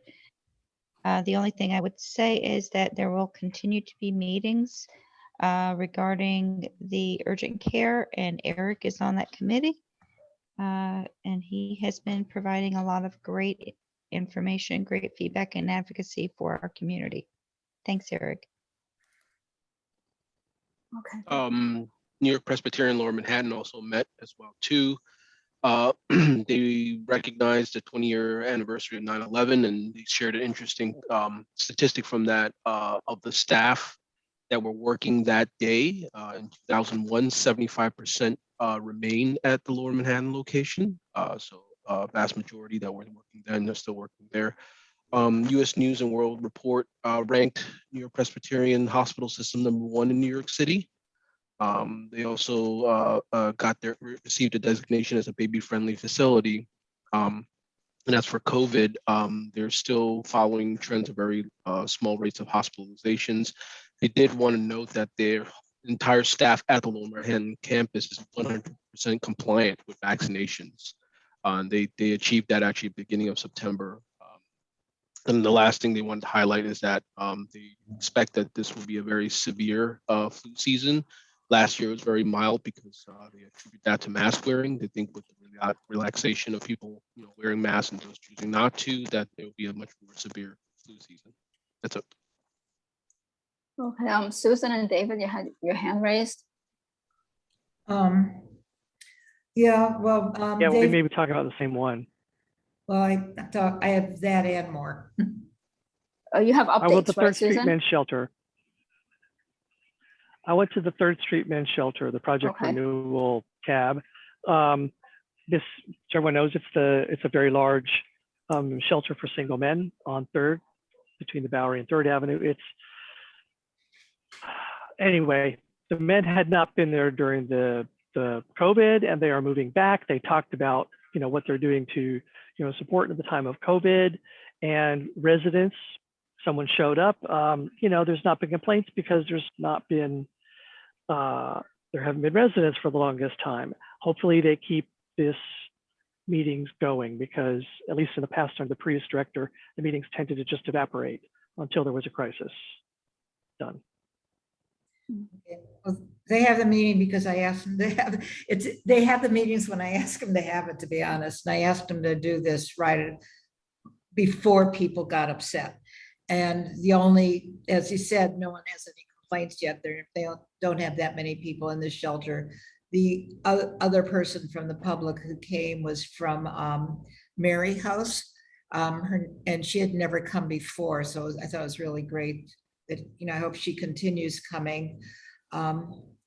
We might want to, or, sometimes I work with Cooper Square to urge them to lobby their members to come, because they're the ones that live in the area and they're generally concerned. And I did ask them also if they could try and have some activities where they could actually interact with the residents around, so it wouldn't be quite us and them attitude. And as you saw from the canceled agenda item, there is going to be a safe haven. There's going to be 2. We just got notifications. DHS isn't ready to go into full details yet, but one's going to be at 47 Madison, one at 91 East Broadway, but they're not going to open until 2023. And they will be coming to the community board. Oh, the one at 47 in Madison, who is that run by? Or who's the It's provider? going to be Catholic Charities. Oh, okay. Oh, 47 Madison, over there, oh. And Okay. the one at 91 East Broadway is a hotel, or an empty hotel. And it's, well, that, I probably shouldn't, that's the one that they took off the agenda because I don't understand all this really going public or not going public. They notified the community board, they notified the elected officials today. Okay. And I guess if you remember, there's going to be a backlash. I think that's the issue, is that they're worried about a backlash. Okay. Yeah, I know the 47 Madison is a building that's owned by the Catholic Church. Oh, really? I didn't know that. Yeah, and Chinatown Partnership has their office downstairs. I guess they're moving, but I think yeah. Madison, 47 Madison? Yeah, one of their offices. Yeah, they have another, yeah, so. So I hear they're a good provider. And I don't know them. I was going to do outreach And the other one is called, I think, Caring Community, who Mhm. I've also never heard of. Mhm. But I was going to do outreach to other boards to any, Yeah. see if any of them know these providers, because who Okay. the provider is makes a huge difference. All right. You know, I imagine that partnership would have to move out, but that's, I think, that's been a while. Okay. Okay, that's good to know. So the 47 Madison one is, there's no date on that yet, right? Oh, you It's said gonna- 2023? Yeah, they are. Okay. It's unfortunate that I don't know why it takes so long, but it's unfortunate. And that's going to be very small. It's going to be like 40 some. It's a very small building. I didn't even know it fit 40 people, but let's say. Well, I asked if it was going to be single or double units, and they didn't know that yet. Okay. All right. Somebody had their hand raised, I thought. I don't see any. No, I just gave a thumbs up. No. Oh, okay. All right, so okay, just to finish all the CAP and CECs, Tati, did you go to another CEC meeting? Oh, no, I just sent you the notes from that past one, and I don't think there's been one yet this month. Okay. I just realized you didn't vote on the capital priorities. Did you? No, we did not. Okay, so so before we do that, well, one thing I wanted is to update people on that homeless outreach, that Oh. meeting yeah. You want me to talk about that? Yeah, just talk about briefly, and then we'll vote on the capital priorities. Okay, yeah, I actually could give you two brief updates. So the organizations did meet. Community access, even though they were very enthusiastic, don't seem to be able to fit into any outreach and they want to, I didn't realize so much at the meeting, but they want to focus on SDR Park because that's considered the hotspot of Lower Manhattan. So community access, and I think a lot of it is because of the regulations that they have on how they can do outreach.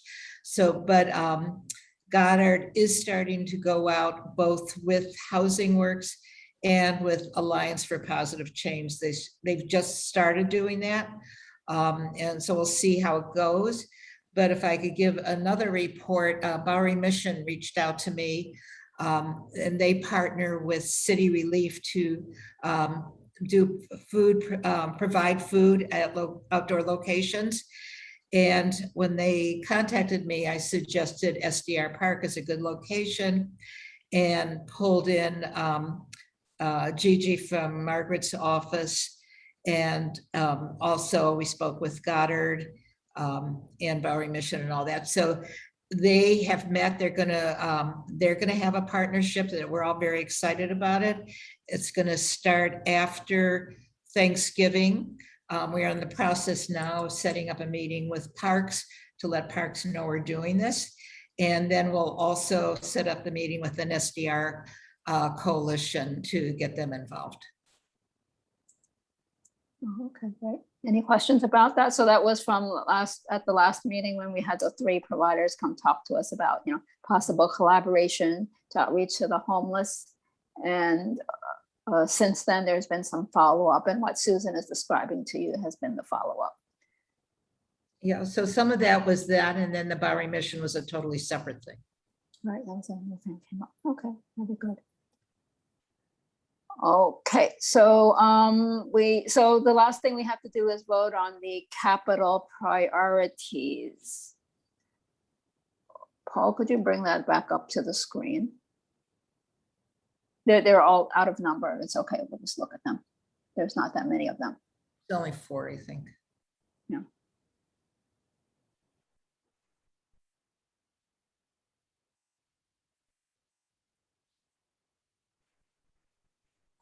You see it? I think it's those 4, right? Yep.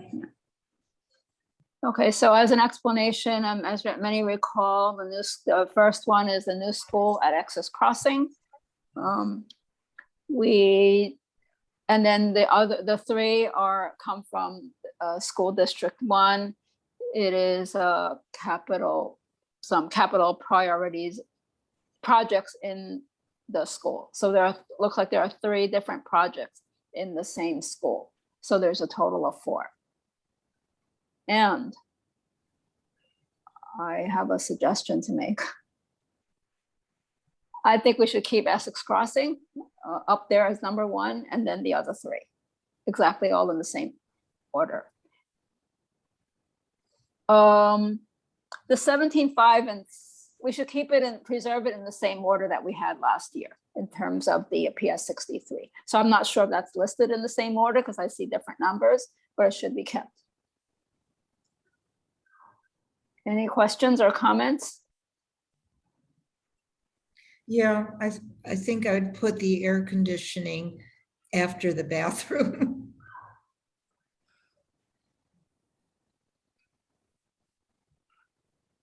The air conditioning after the bathroom? First one is an upgrade for air conditioning. The next one is renovate student bathrooms. I would put the bathrooms before the air conditioning. Well, is that the order that they gave us?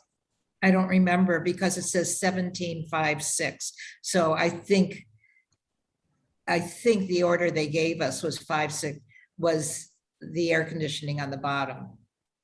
And I'm just going by the numbers.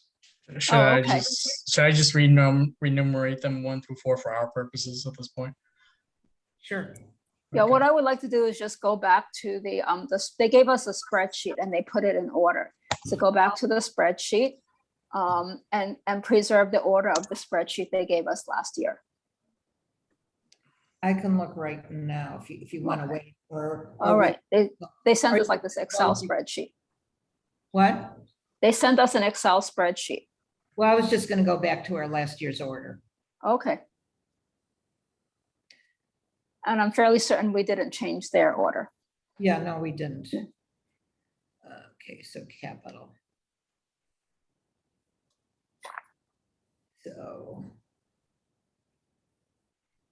So the electric wiring was number 17, so that was last. Oh, and okay. I'm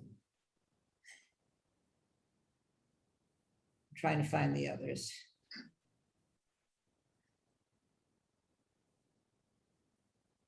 Yes, first they had the 4th floor gym, then they had the student bathroom, and then they had upgrade to then it was upgrade to the auditorium. So actually they had gym and then bathroom and then auditorium. So the gym was the first? Gym was the first and then the bath. This is their order. That's because there's no wiring in the gym. So I think they find that to be more of a priority than the bathroom that is actually working, especially now with the whole COVID and the HVACs and all that. So I think that is probably a little bit more priority than the bathroom that is actually already there. Okay, so that is their order then. Okay. Yeah, I would say we should move 6 up and leave the bathroom at the last. Okay, Eric, I don't, this is an order that they came up with, and they go through a process, you know, they collate all these things and then they also vote on it.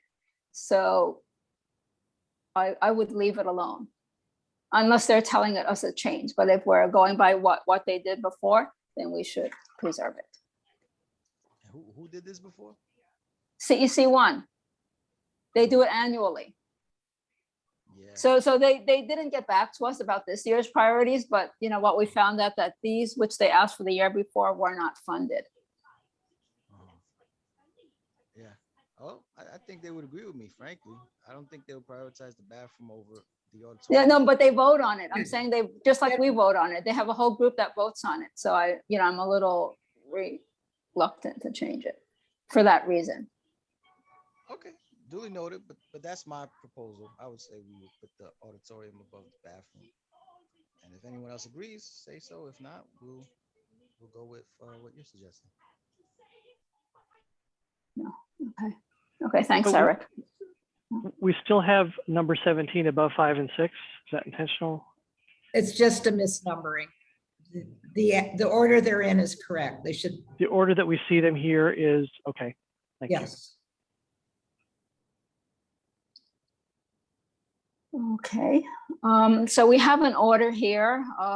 Number one is the new school for Access Crossing, and then the three priorities for PS 63, the auditorium, the bathroom, and the gym, the bathroom, and the auditorium.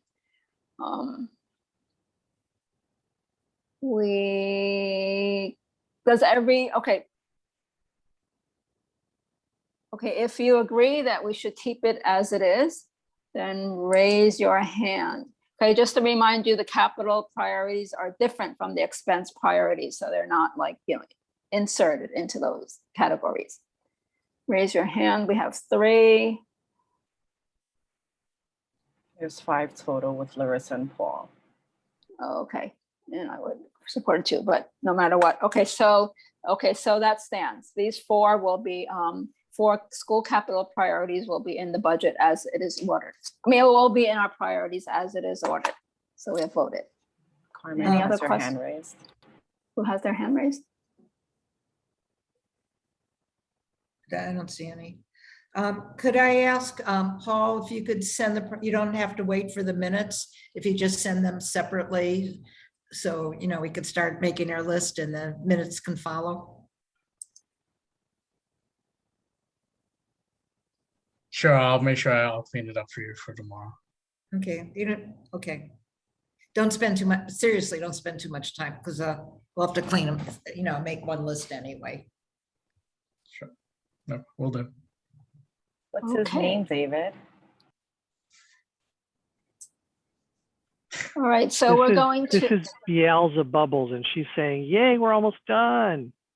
Yeah, we're almost done. And the last thing to do is the final roll call vote.